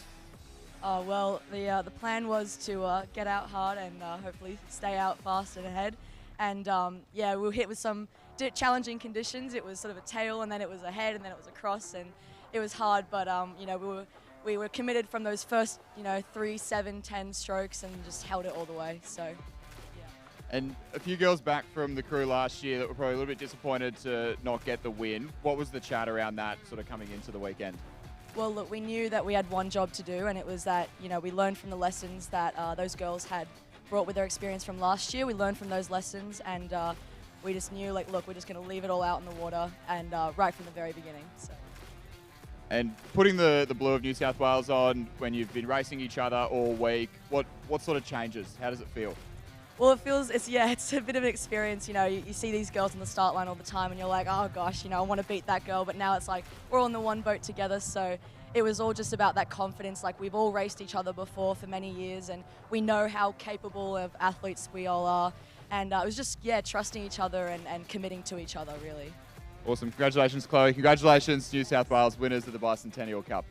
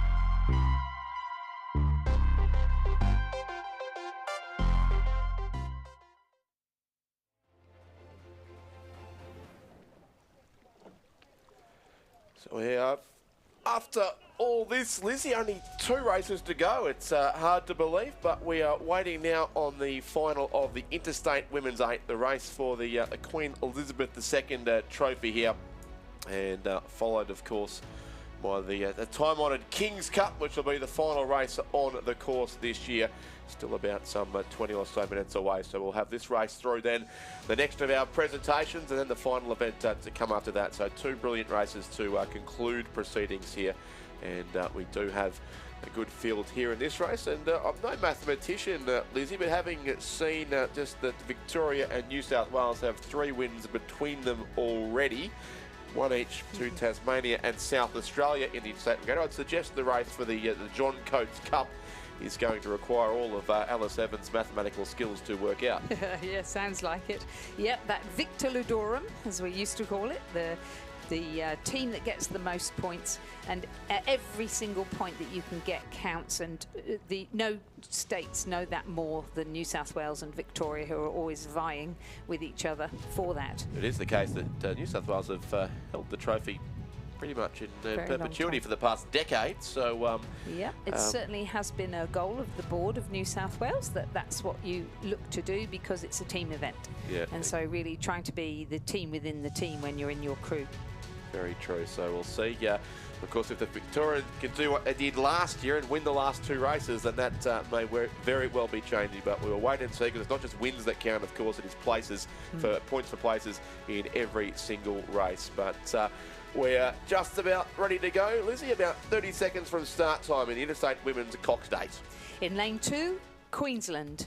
In lane 3, Tasmania.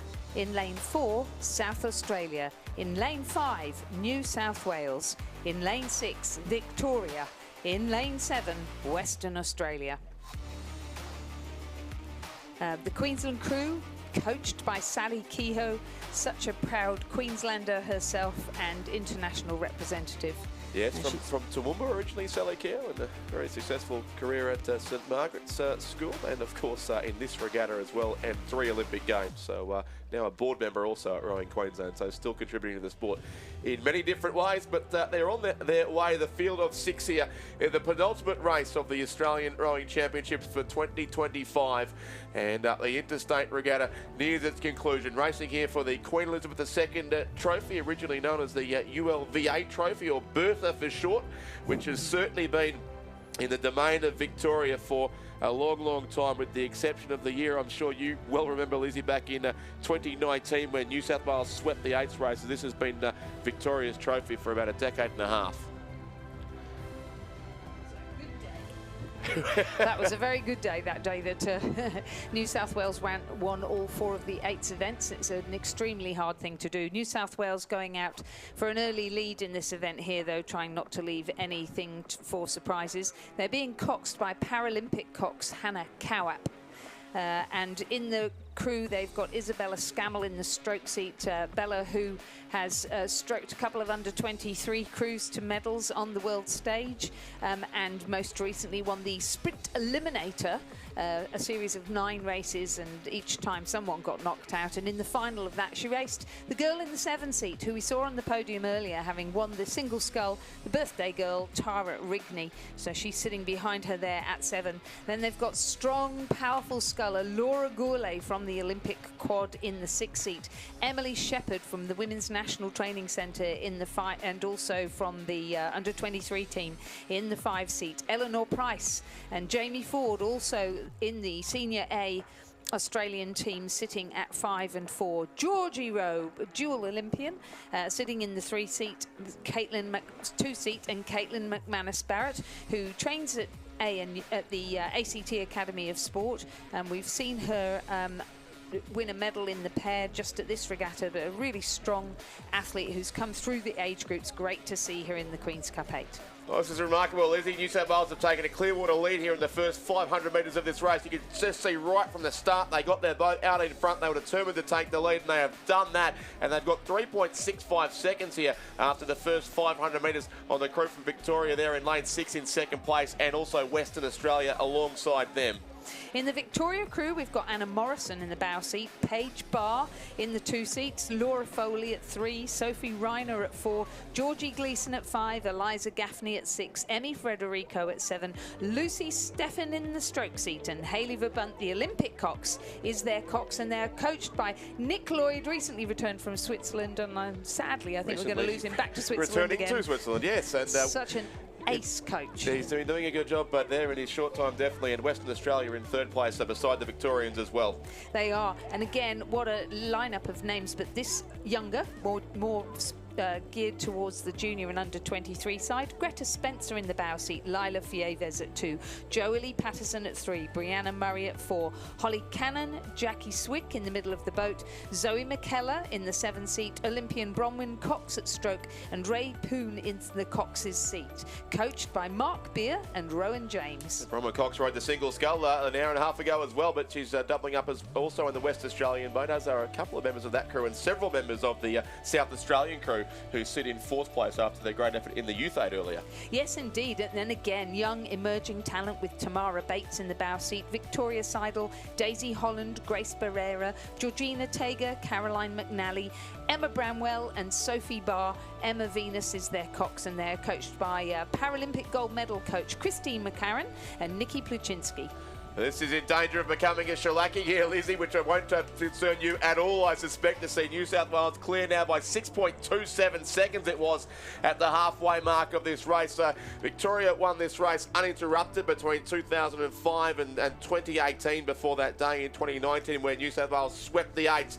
But I do recall one race in that period where New South Wales took out a strong lead and Victoria were just able to reel them back in the closing strokes. So the New South Wales crew really struggled home the concluding section of the course, but their lead was never as big as it is now. That is 2.5 lengths to the New South Wales crew. Victoria in 2nd.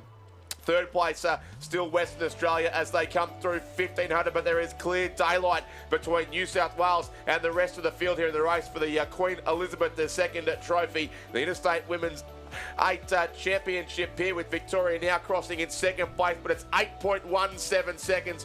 Western Australia in 3rd, 5.11 seconds further back. Then it's South Australia, followed narrowly by the crew from Queensland, and also then Tasmania lane 3. The crew from Queensland is Alton, Duncan Banks, Hutton, Reedy, Russell, Thomas, Whiteman, Shields, and as you said, coached by Sally Keogh. And for Tasmania, the home crew in lane 3, Florence, Spalding, Blythe, Oliver, Hilliard, Stevens, Dobby, Higgins, and Greg, coached by Sean Finlayson. And it is New South Wales seemingly unstoppable out in front here as they look to win the Queen Elizabeth II trophy for the 2nd time in 6 years, but also the 3rd time in about 21 years. It has been dominated by Victoria over the past couple of decades, but right from the start of this race, we saw New South Wales power away and put their boat in front. So they're going to get also here some valuable points in the race for the John Coates Cup 2 for the overall point score winning state. They're on 39 strokes per minute, the crew from New South Wales, and showing absolutely no signs of slowing down. They've got still the best part of 2 lengths over Victoria, who are clearly in 2nd place, with then Western Australia in 3rd. Back to South Australia, Queensland and Tasmania, but this is one of the biggest wins we've seen in the Interstate Regatta so far, and it's going to go the way of New South Wales. They win the Interstate Women's 8 and the Queen's Cup. New South Wales first, 2.5 lengths back to Victoria in 2nd place. 3rd on the far side will go the way of Western Australia in lane number 7. 4th will be South Australia, just, I think, ahead of the crew from Queensland in a couple of strokes' time as they head up across the finish line now. So South Australia, with half the crew doubling up, have taken 4th spot. 5th to Queensland, 6th to Tasmania. But Lizzie Chapman, that was remarkable. An almost 9-second win in the Interstate Women's 8 for New South Wales. What did Tara say? I think it's pretty good, eh? But who knows? Pretty good. Pretty good. We'll see Another what they good can do. birthday present for Tara Rigney there in our 7th seat of the Women's 8 rather. Interstate Women's 8 taking out the Queen Elizabeth II trophy for the Interstate Women's 8 2025. 2nd, Victoria. 3rd, Western Australia. 4th, South Australia. 5th, Queensland. 6th, Tasmania. Winning time 6 minutes 13.49. You're right, Tara Rigney's claimed 2 gold medals in about an hour and a half. She's halfway to doing the Oscar McGuinness feat too, actually, with just gold medals. It might be hard to go back and win the youth eight at this stage of her career. She may well have She won may it, have. though. She may have. We'll Yeah, check I the think she'd come records back there. into her But yeah, so fantastic performance on her birthday from Tara Rigney. Comes to Lake Barrington for one day, and we'll leave with 2 interstate gold medals. But that was just a tremendous demonstration in some ways of the simplicity of the sport. You row as hard as you can from the start, you get your boat in front and you keep going, and they did that magnificently, New South Wales. So again, the complexion of the overall trophy might turn again there, with difference between one spot there between New South Wales and Victoria. Yeah, congratulations, Bella Scammell. Just fantastic stroking there. She is so fit, so strong. We've seen that time and time again. How exciting for her to jump up into the senior ranks and be doing so well. All credit to her for the hard training that she does.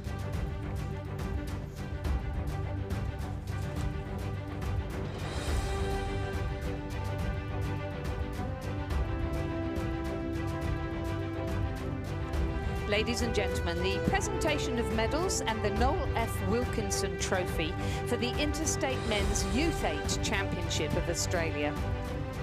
The medals and the trophy will be presented by Chris Grummett, Rowing Australia Life member. In 3rd place and bronze medalists, New South Wales.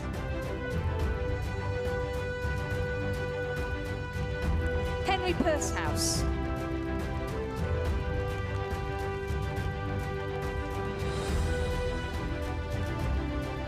Matthias Maloney.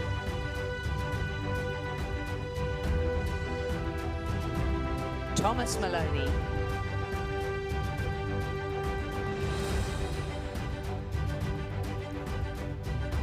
Gus Chiasioka. Jack Power. William Rogers. Jackson Gersoy. Maxim Maloney. And their cox, Ryder Taylor.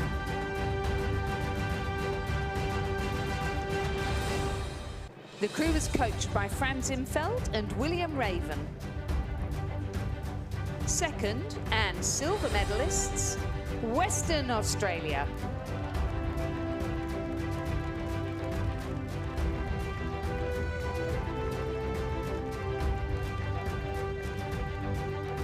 Oscar Lurie.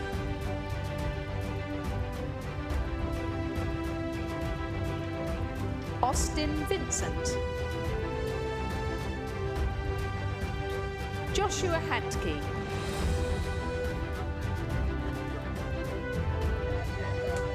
Harry Salfinger. Jack Hansen Nahoy.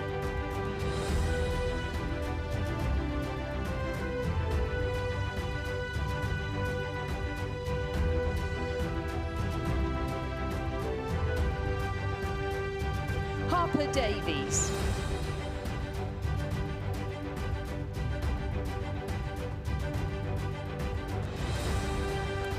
James Young and Lachlan Brown. Their cox, Helena Herworth. The crew was coached by John Gearing and David Van Das.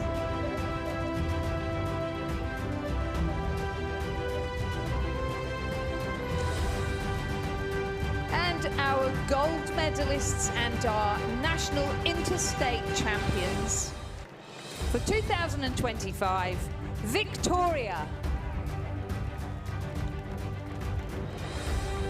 Joshua Matheson. Alexander Williams. Max Curry. Amos Kirk. Nicholas Bryant. Alessandro Maro.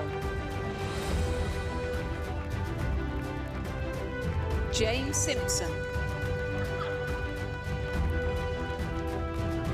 Lachlan Idle. And their cox, Josh Ververkrantz. The crew is coached by James Rook.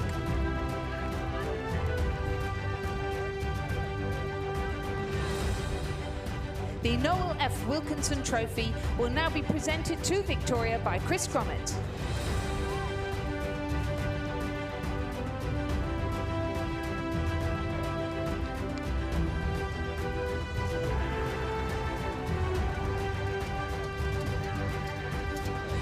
Ladies and gentlemen, please congratulate all our medalists in the men's Interstate Youth 8.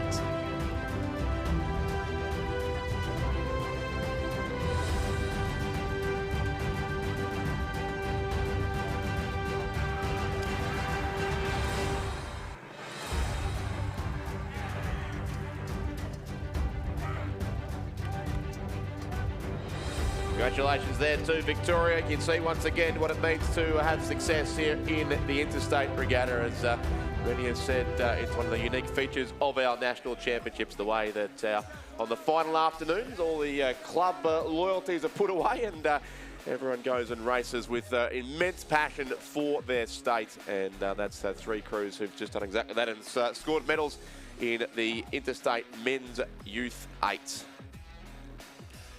Yes, indeed, and I think we will probably see a similar display of passion as we move up to the Interstate Men's 8. So those are the that may not be over the age of 21. Actually, we may well have youngsters in there as well. There's certainly a few like, in the looks like the West Australian crew, particularly a few names doubling up from the Youth 8 too. But yes, we've got 6 boats ready to go in about 5 minutes' time. So still a bit of time before our Kings Cup race does get underway. But the final race of the National Championships will soon be upon us as the last few boats are taken off the water here at Lake Barrington as well. And yeah, we also obviously after this will await the calculation of points for the John Coates Cup. But strong field assembled for the Kings Cup, Lizzie, and we'll come back to that race shortly.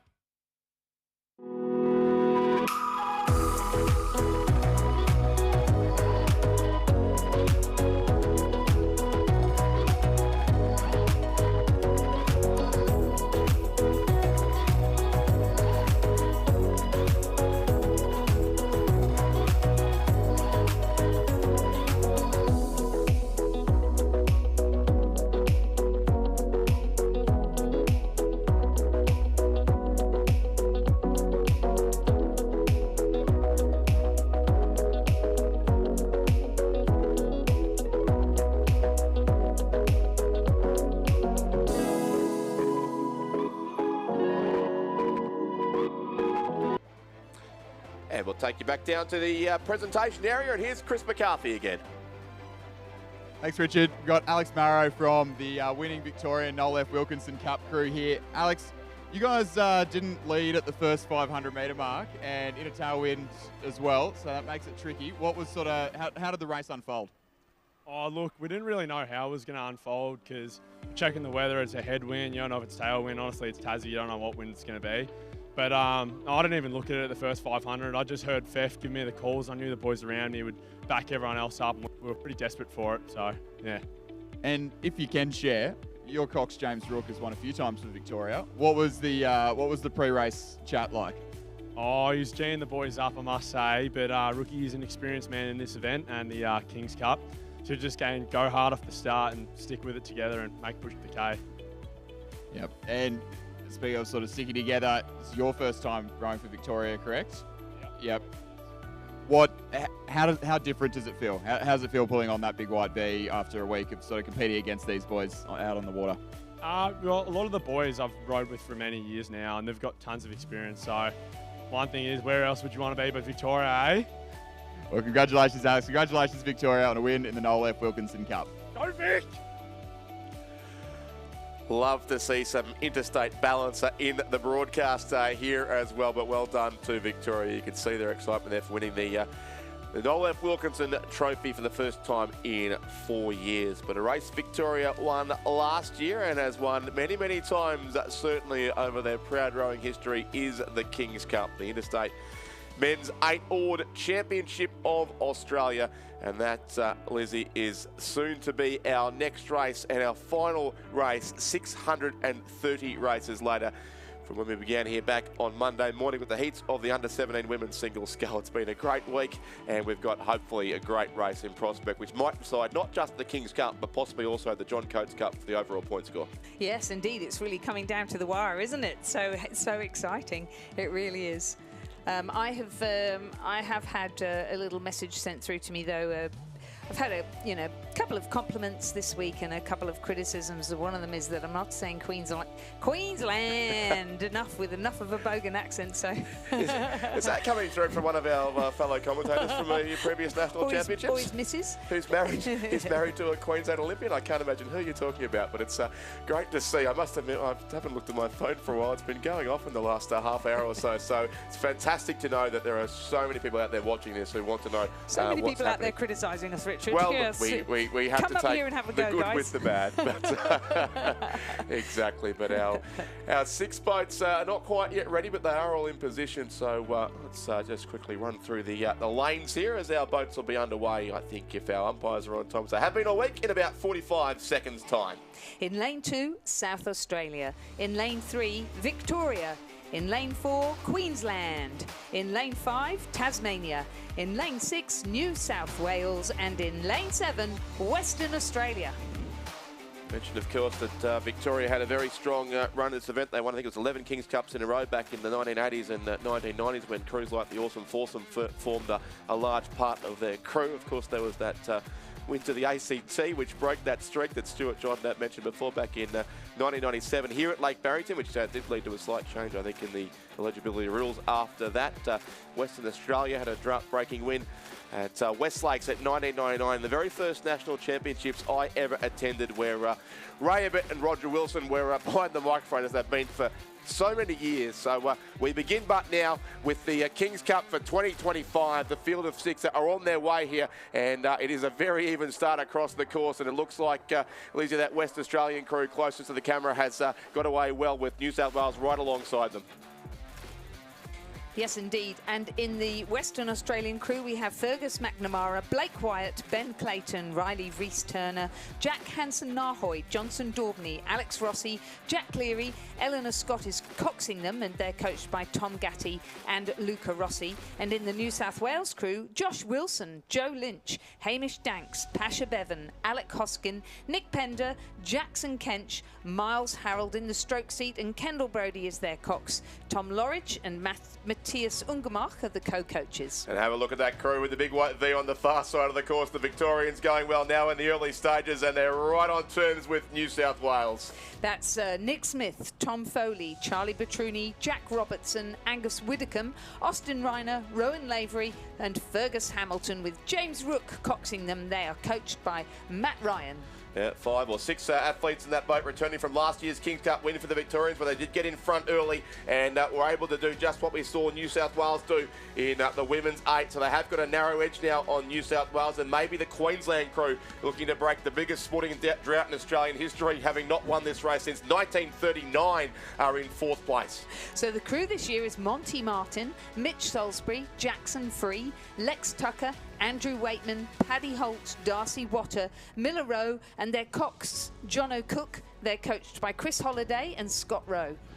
So through 500 metres, it was Victoria by 3/4 of a second in the Kings Cup, the time-honoured Kings Cup, the Interstate 8-All Championship of Australia. New South Wales second, Queensland, in fact, were narrowly third, ahead of Western Australia, and then the home crew from Tasmania. Which is the crew of Samuel Mounter, Oscar Newbury, Harry Birchmore, William Birchmore, Mac Dickenberg, Jack Barrett, Carl Breyer, Rowan Fenner and Georgina Rumble, their cocks. They're coached by Dion Birtwistle.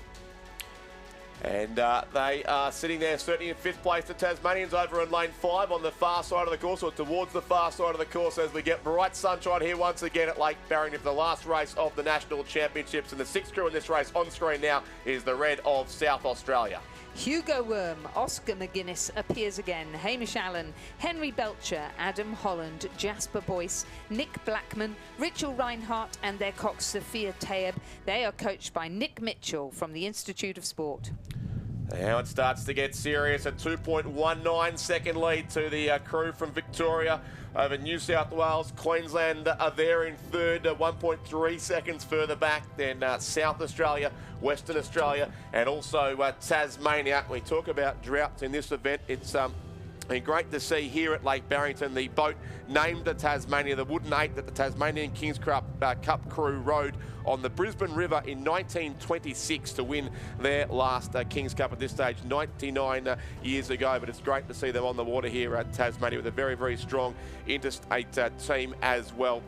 At Queensland, there's do sit firmly ensconced in the top 3. They've had a few third-place finishes in the last couple of decades, but haven't been in the top 2 since that race, which again was held on the Brisbane River on the 3-mile course back in 1939. Well, they're only a length off our leaders here, the crew in maroon, but it's Victoria still who lead it here by around about 2 seconds. It was at the halfway mark of the race as they come now towards the final quarter. We're about to see the Yellow Boys marking 1,500 metres here for the final time in the 2025 National Championships. What a week it's been at Lake Barrington, and what a race this is turning out to be, but it's quite a lead here for Victoria, and Queensland certainly not too far back as well in the race for second place. So Victoria through 4:08.06, their time to 1,500 metres, 2.78 seconds ahead of their fierce rivals from New South Wales. Queensland with third, another 1.2 seconds further back, then Western Australia, South Australia and also Tasmania. It looks likely to be an Eastern Seaboard podium here in the final race of the National Championships as Victoria look to go back-to-back in the Kings Cup for the first time since the mid-2010s. But New South Wales, of course, are not giving up without a serious chase here down the far side of Lake Barrington. They're up on 40 strokes per minute, the crew from New South Wales, and they're back now within about 2/3 of a length. But still, it's Victoria out in front.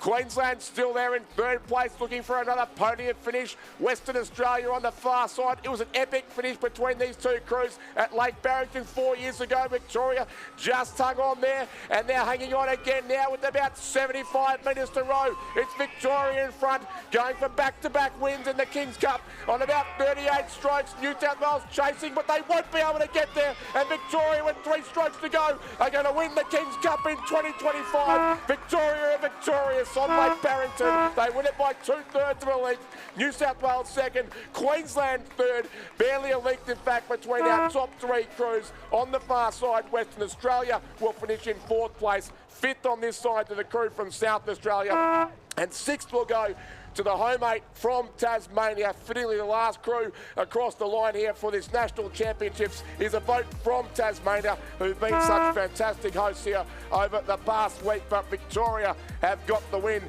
in the Kings Cup for the 2nd year in a row, and their 2nd consecutive Lake Barrington win too, after a photo finish in 2021. But Lizzie Chapman, the Kings Cup delivers again. It certainly does. What a phenomenal race. Congratulations to Victoria on retaining the Kings Cup for the Interstate Men's 8, to New South Wales for such a valiant effort, especially with the changes of crew that have gone on, taking the silver medal, and to Queensland. Queensland have a medal again in the Kings Cup event. There's the jubilation on the Victorian Kings Cup crew, matching what we saw from their Youth 8 earlier. So they've shared the wins here, the 2 biggest states at 4 apiece. But Yes, Queensland finishing third again, as they did in 2023. And here at 2021, in fact, it's an identical podium to the last Lake Barrington Nationals, with Victoria there ahead of New South Wales and Queensland. No way, really. What a very useful bit of historical trivia. So let's just confirm the results in the King's Cup race for the Interstate Men's 8. A win for Victoria, second New South Wales, third Queensland, fourth Western Australia, fifth South Australia, and sixth Tasmania. And let's just echo what Richard said. A huge thank you to Tasmania for your hospitality and for the amazing event that we've had here this past week. The winning time, 5 minutes 31.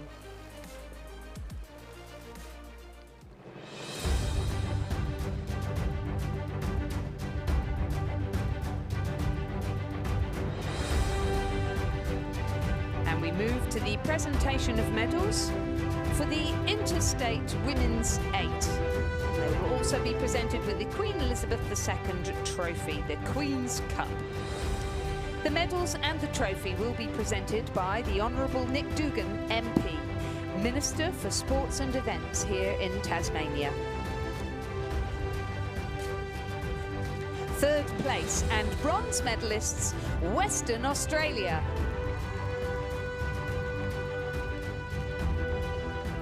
Greta Spencer. Lila Fieves. Joely Patterson.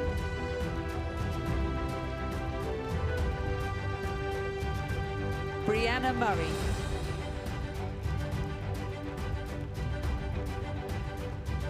Holly Cannon.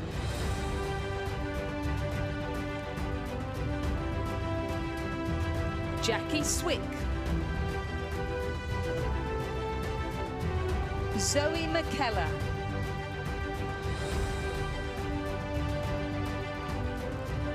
And their stroke, Bronwyn Cox.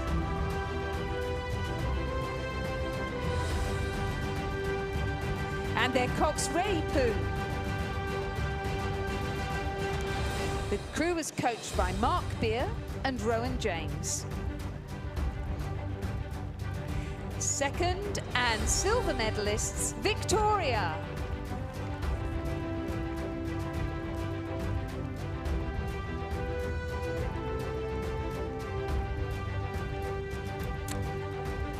Our Victorian crew, Anna Morrison. Paige Barr.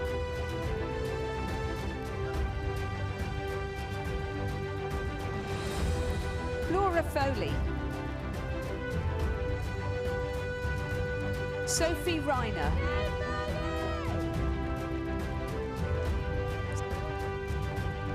Georgie Gleeson.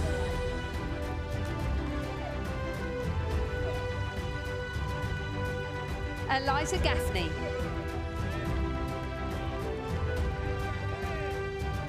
Emmy Frederico.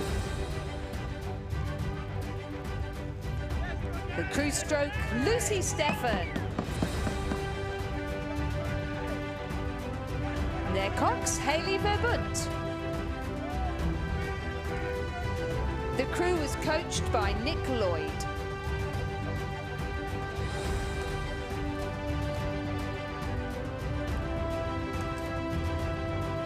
Our gold medalists and interstate champions for 2025, New South Wales.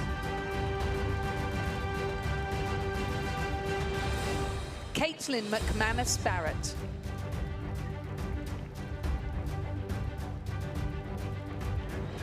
Eleanor Price.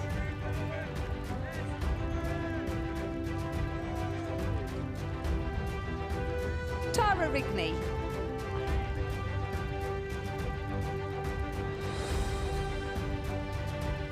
Georgie Rowe.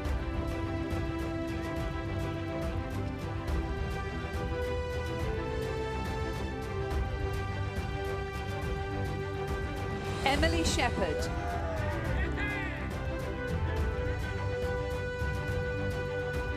Laura Gurley.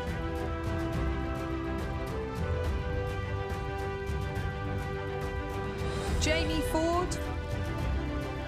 And Isabella Scammell. The crew was coxed by Hannah Cower.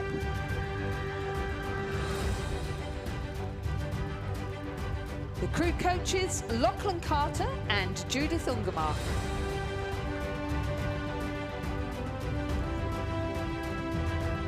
The Queen Elizabeth II Trophy, known as the Queen's Cup, will now be presented to New South Wales by the Honourable Nick Dugan MP.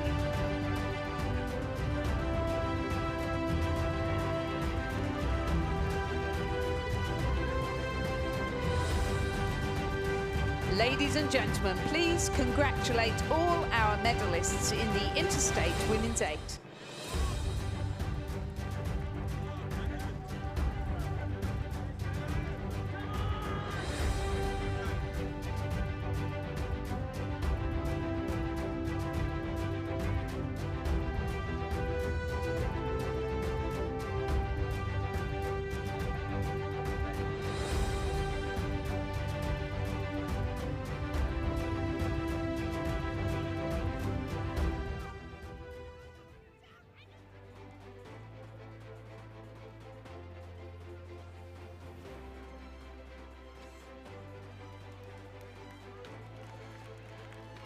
So we have still, of course, the presentation to come for the King's Cup and also the overall point score trophy, the John Coates Cup, which I'm sure that Alice Evans downstairs is working on. Georgie Rowe looks a bit thirsty and goes for the champagne. I'm in two minds about this, Lizzie, because I do love a good glass of sparkling wine, but spraying it around like this almost seems wasteful.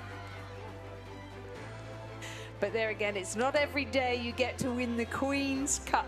No, that's better, yes.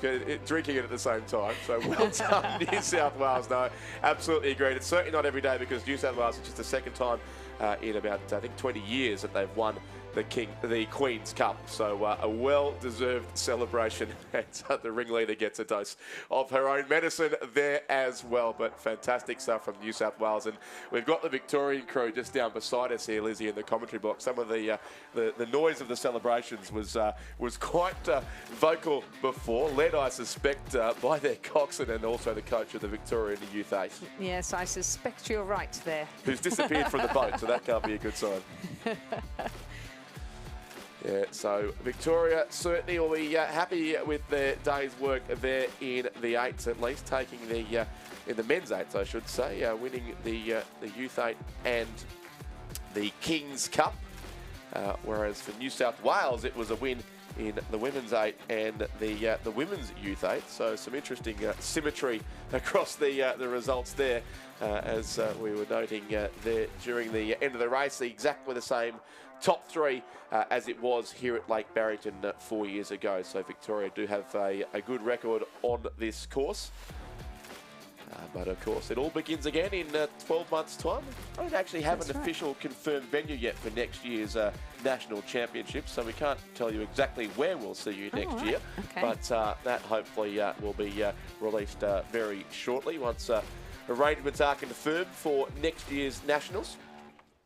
And the Victorian crew will come into the presentation pontoon, and soon that will be underway. We can see the many hardworking volunteers there on the pontoon. I have a bit of insight into what goes on in running the presentations at this regatta, and there's a larger team of volunteers of the boat holders there who obviously help the athletes in and get them up to the presentation area, and then those up on the near the podium checking off names and lining the crews up to ensure they walk up onto the pontoon in the right order, and handing out bottles of water and all sorts of things. So a lot goes into making our presentations run smoothly. 100%. There's a huge amount of work that goes into a regatta like this, but it's so worthwhile to see all of our rowers have such a great time.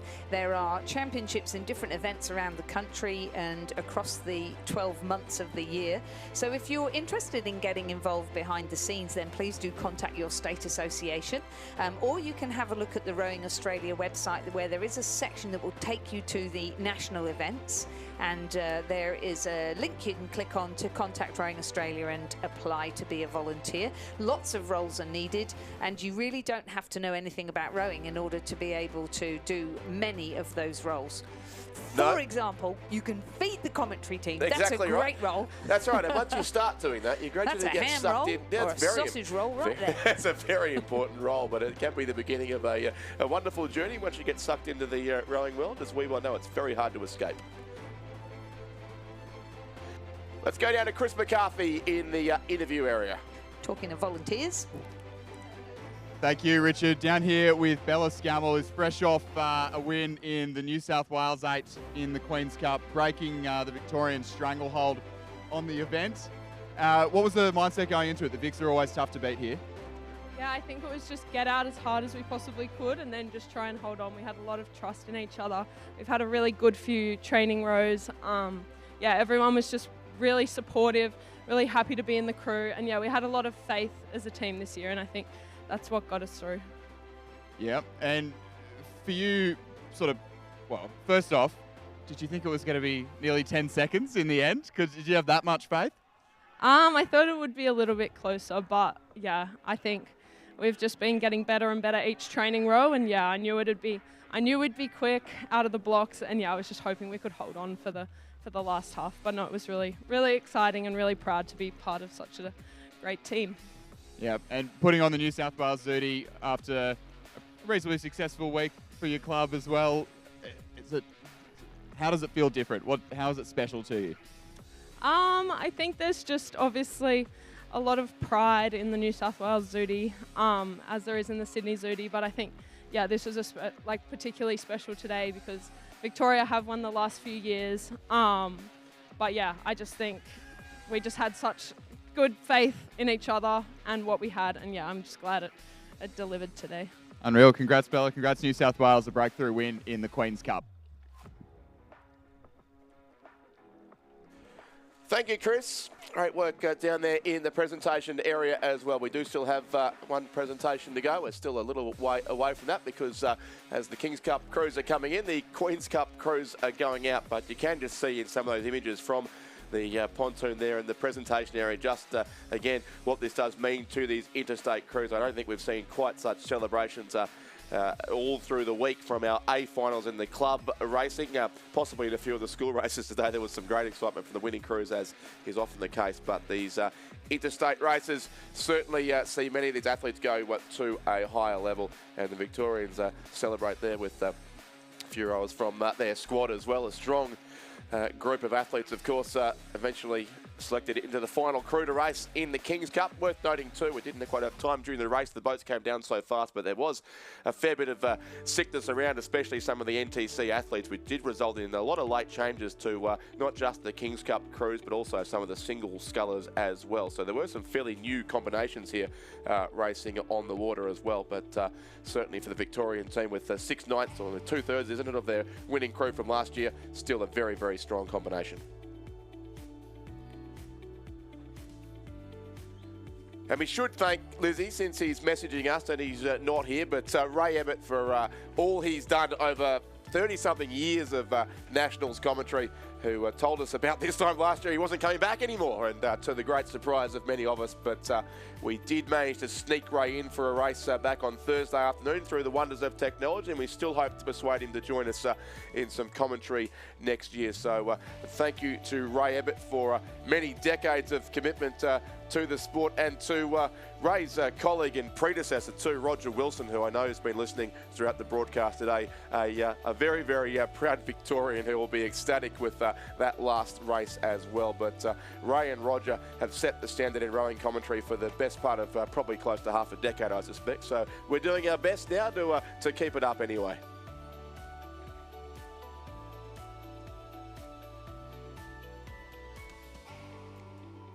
And Lake Barrington turning on the sunshine for us here in the concluding stages of our week here at beautiful Lake Barrington. Suddenly looking very sedate now. The boats have almost all left the water. There's a couple of crews returning in, but it's a little bit eerie now as the silence sort of falls around the grounds here, a bit like it was last Sunday afternoon when we all sort of first arrived here and came in preparation for Monday morning. There are a few briefings and meetings to get through before the regatta began, but great anticipation 7 days ago, and now we're almost at the conclusion of a fantastic week of racing. But it is great to see you with my Queensland hat on now for a while too, Lizzie. That is a good third place from that crew. And yes, we talk about the exciting. the long drought back to 1939, but there have been great moves in Queensland in recent years to try and break that. The number of key people involved in Queensland rowing to ensure that it's not just a two-boat race, the King's Cup, with New South Wales and Victoria, and the same, of course, in the Queen's Cup as well. But yes, that 1939 year, I know, sticks in the minds of many as something that needs to be fixed. And this Queensland crew have now finished third in 3 of the last 5 years, so they are certainly moving in the right direction as well. And they were only, I think, about 2.5 seconds in the end off Victoria. So they were very much in the race. So a fantastic podium finish from Queensland as well. And obviously New South Wales there in between those two, always strong in the King's Cup as well. Western Australia were fourth, and South Australia and Tasmania. It was great to see a Tasmanian 8 there on the water racing here in their home King's Cup 2 down the 2,000 metre course. Very good point, because I think it's very easy to assume that it's easy to get 8 strong individuals who are good at rowing to get out there and race an interstate event. And as you and I both know, even in the bigger states, it's not always as simple as it sounds. It's a huge amount of effort behind the scenes for all of the coaches to get to know each other and know their talent, put them into the right events so that they can be seen, and then cobble together a crew that, as Bella said, has trust in each other to the extent where they can push themselves so hard that they actually compete so proudly on the interstate scene. Yeah, that's right. And Tasmania finishing 6th place there, about 10 seconds away from 5th, but certainly far from disgrace. And there's a fine line between having a crew for the sake of having a crew and putting together a combination that can go and race well for your state. And that's exactly what Tasmania have done here, and they've had crews in the great majority of our interstate races. And I think we're now ready for the presentation of the King's Cup. So, ladies and gentlemen, we will move to the presentation of the medals and the King's Cup for the Interstate Men's 8 Championship of Australia. Once again, the medals and the cup will be presented by Nick Dugan, MP, the Minister for Sports and Events Tasmania, who've provided such huge support to our national Australian Championships here in Lake Barrington, Tasmania in 2025.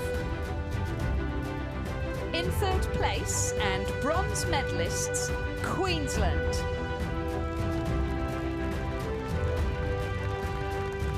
Monty Martin. Mitch Salisbury.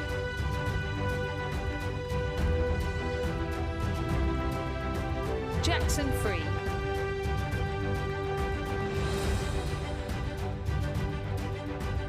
Lex Tucker.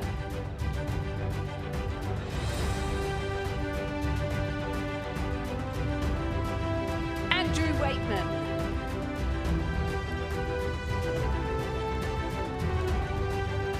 Paddy Holt.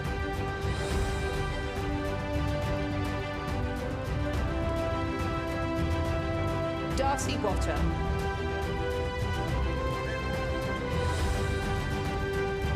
And their stroke Miller row. And their cox, John O'Cook. The crew is coached by Christopher Holliday and Scott Rowe.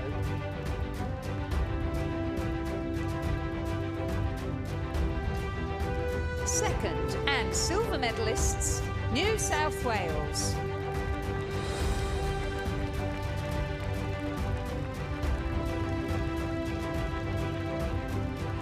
Joshua Wilson.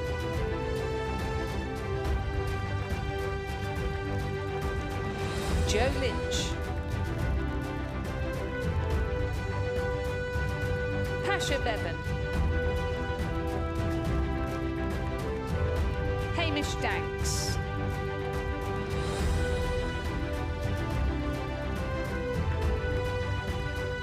Hoskin. Nick Pender.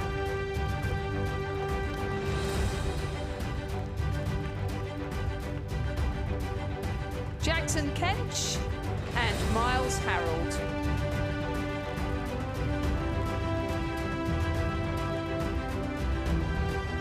The crew was coxed by Kendall Brody.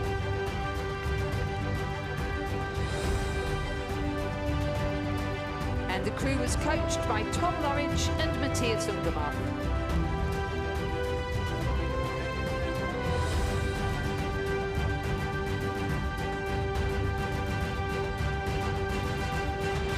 The King's Cup will now be presented. Sorry, let's go first of all to the gold medalist and champions of the Interstate Men's 8 in 2025, Victoria. Nick Smith. Tom Foley. Charlie Vitruni. Jack Robertson. Angus Whittaker.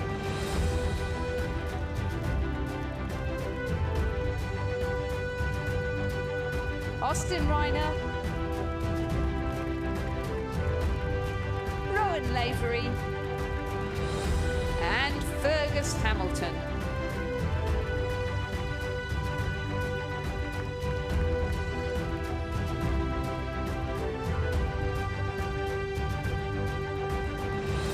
And their cox, James Rook.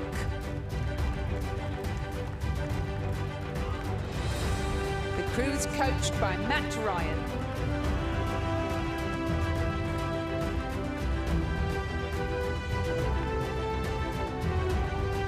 And now the King's Cup will be presented by Nick Dugan to Victoria.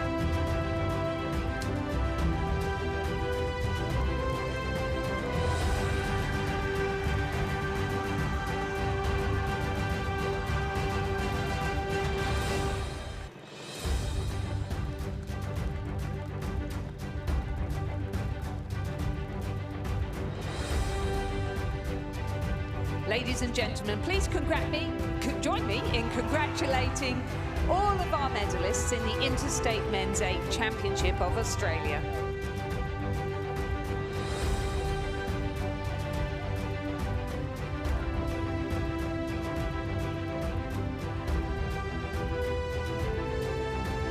Congratulations to Victoria, winners of the King's Cup for the second year in a row, and the third time in 5 years. They do like this Lake Barrington course. Great shot there as the sun starts to set in the western sky on this regatta and on Sunday's racing at Lake Barrington. We do have one more presentation still to come, however. Stay tuned for the winner of the John Coates Cup for the overall point score trophy. I believe that John Coates himself is here to present the trophy named after him, so we'll have that very shortly as well.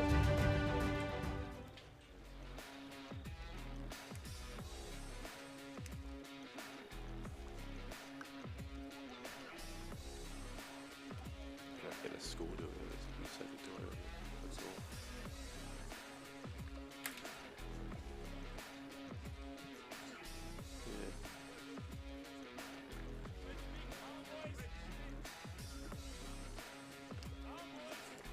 Before we do have that final point score, we can once again do a final check on the medal tally. There is a club point score which is separate, which will be calculated, I think, by Rowing Australia after the regatta. But we can see that atop the medal count, much to Chris McCarthy's delight, it is the Sydney Rowing Club who will finish with, I think, over 13 and 1/8 of a gold medal. Second place will be the UTS club from Sydney. Third, Adelaide.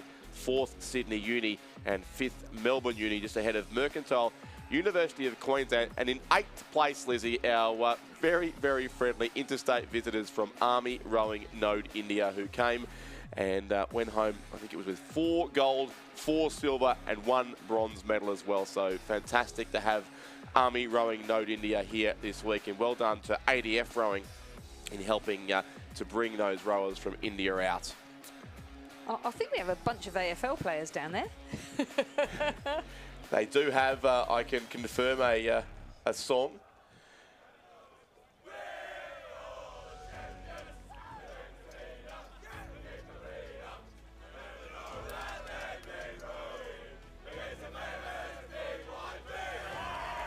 So I'm not sure if that came through on the live stream, but if you're familiar with the Carlton, the Big White V. If you know the Carlton Football Club, you'll know that particular song. Although I think it's fair to say that the Big White V is doing far better than Carlton are at this stage. So fantastic stuff from the Victorians there, who do, as I'm sure New South Wales and the other states do as well, take this interstate racing so seriously. And congratulations officially now to Phoebe Teal, who will take home the title of the most successful athlete from this regatta. 5 golds and 1 bronze medal at a home. Well, she's rowing for Sydney Uni, but she is a Tasmanian. 1 interstate medal too. A great regatta from Phoebe Teal. Fantastic.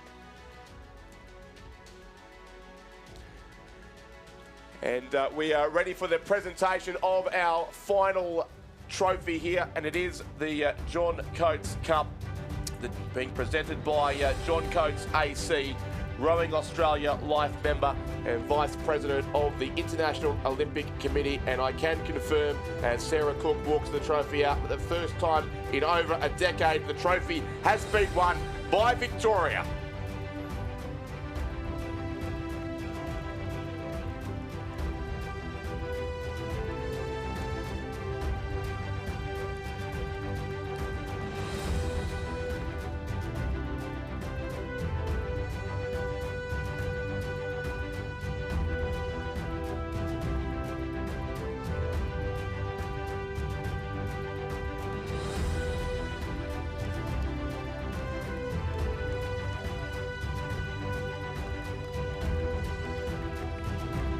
And congratulations there to Victoria. Deb Spring, the president of Rowing Victoria, there on the right-hand side of the screen, that magnificent crystal trophy in the hands of the Victorians. Thank you to Sarah Cook and to John Coates AC for his assistance with that presentation of the trophy that bears his name. And Victoria have won that for the first time since 2016, which does, Lizzie, bring us to the end of our coverage of this regatta. It certainly does. It's been absolutely fantastic. The Interstate is exciting and as full of emotion as always. And it really leaves you, if you haven't medalled or you haven't done what you wanted to do, understanding what the gap is and hungry for more, ready to go home and try again for another year, training hard, training consistently, come back again wherever we might be next year into this great community and try and win some medals or represent your state and do well. And if you have done really well and achieved all your goals, and Phoebe Teal, surely, as our most medalled athlete, I know this is her final year at university and she'll be heading off overseas, so it's really good to see her go out on such a high, and so fantastic to see Tasmania take the win in that lightweight women's quad. It was indeed. Maybe we can lure her back to do it again, because I know her parents had a great week here as well, assisting with the presentations. But we're just about done from up here. We began 630 races ago at 8 a.m. on Monday morning, but would like to thank the person now apparently known as the Hunter Valley Heartthrob, Ben Homer, a Nationals bronze medalist, now for his assistance in commentary for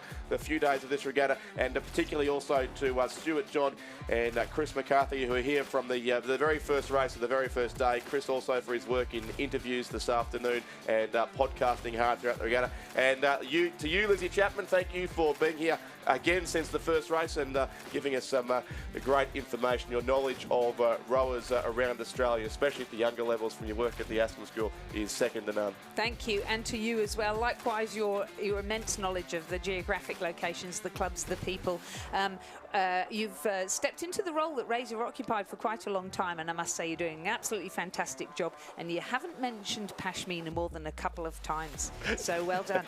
No, indeed, the Razorism's count has not gone too high yet, but thank you, Lizzie. It's been fantastic, and thank you to BMA Event Groups, the people who've been bringing all this to you from their truck down below the finish tower, to John, who's been talking in our ears for about 7 days, and I think wants to quickly get out to the airport, so we will stop talking soon. But Lockie Glenn, Broyden and all at BMA for your work, and particularly to Alice Evans of Rowing Australia, who I think has been here for about 3 weeks and is probably staying all of next week. A lot of work goes into this an event of this size, so Thank you all. It's been a great week here at the 2025 Australian Rowing Championships at Lake Barrington. And the good news is it's only 51 weeks until we can do it all again. See you then.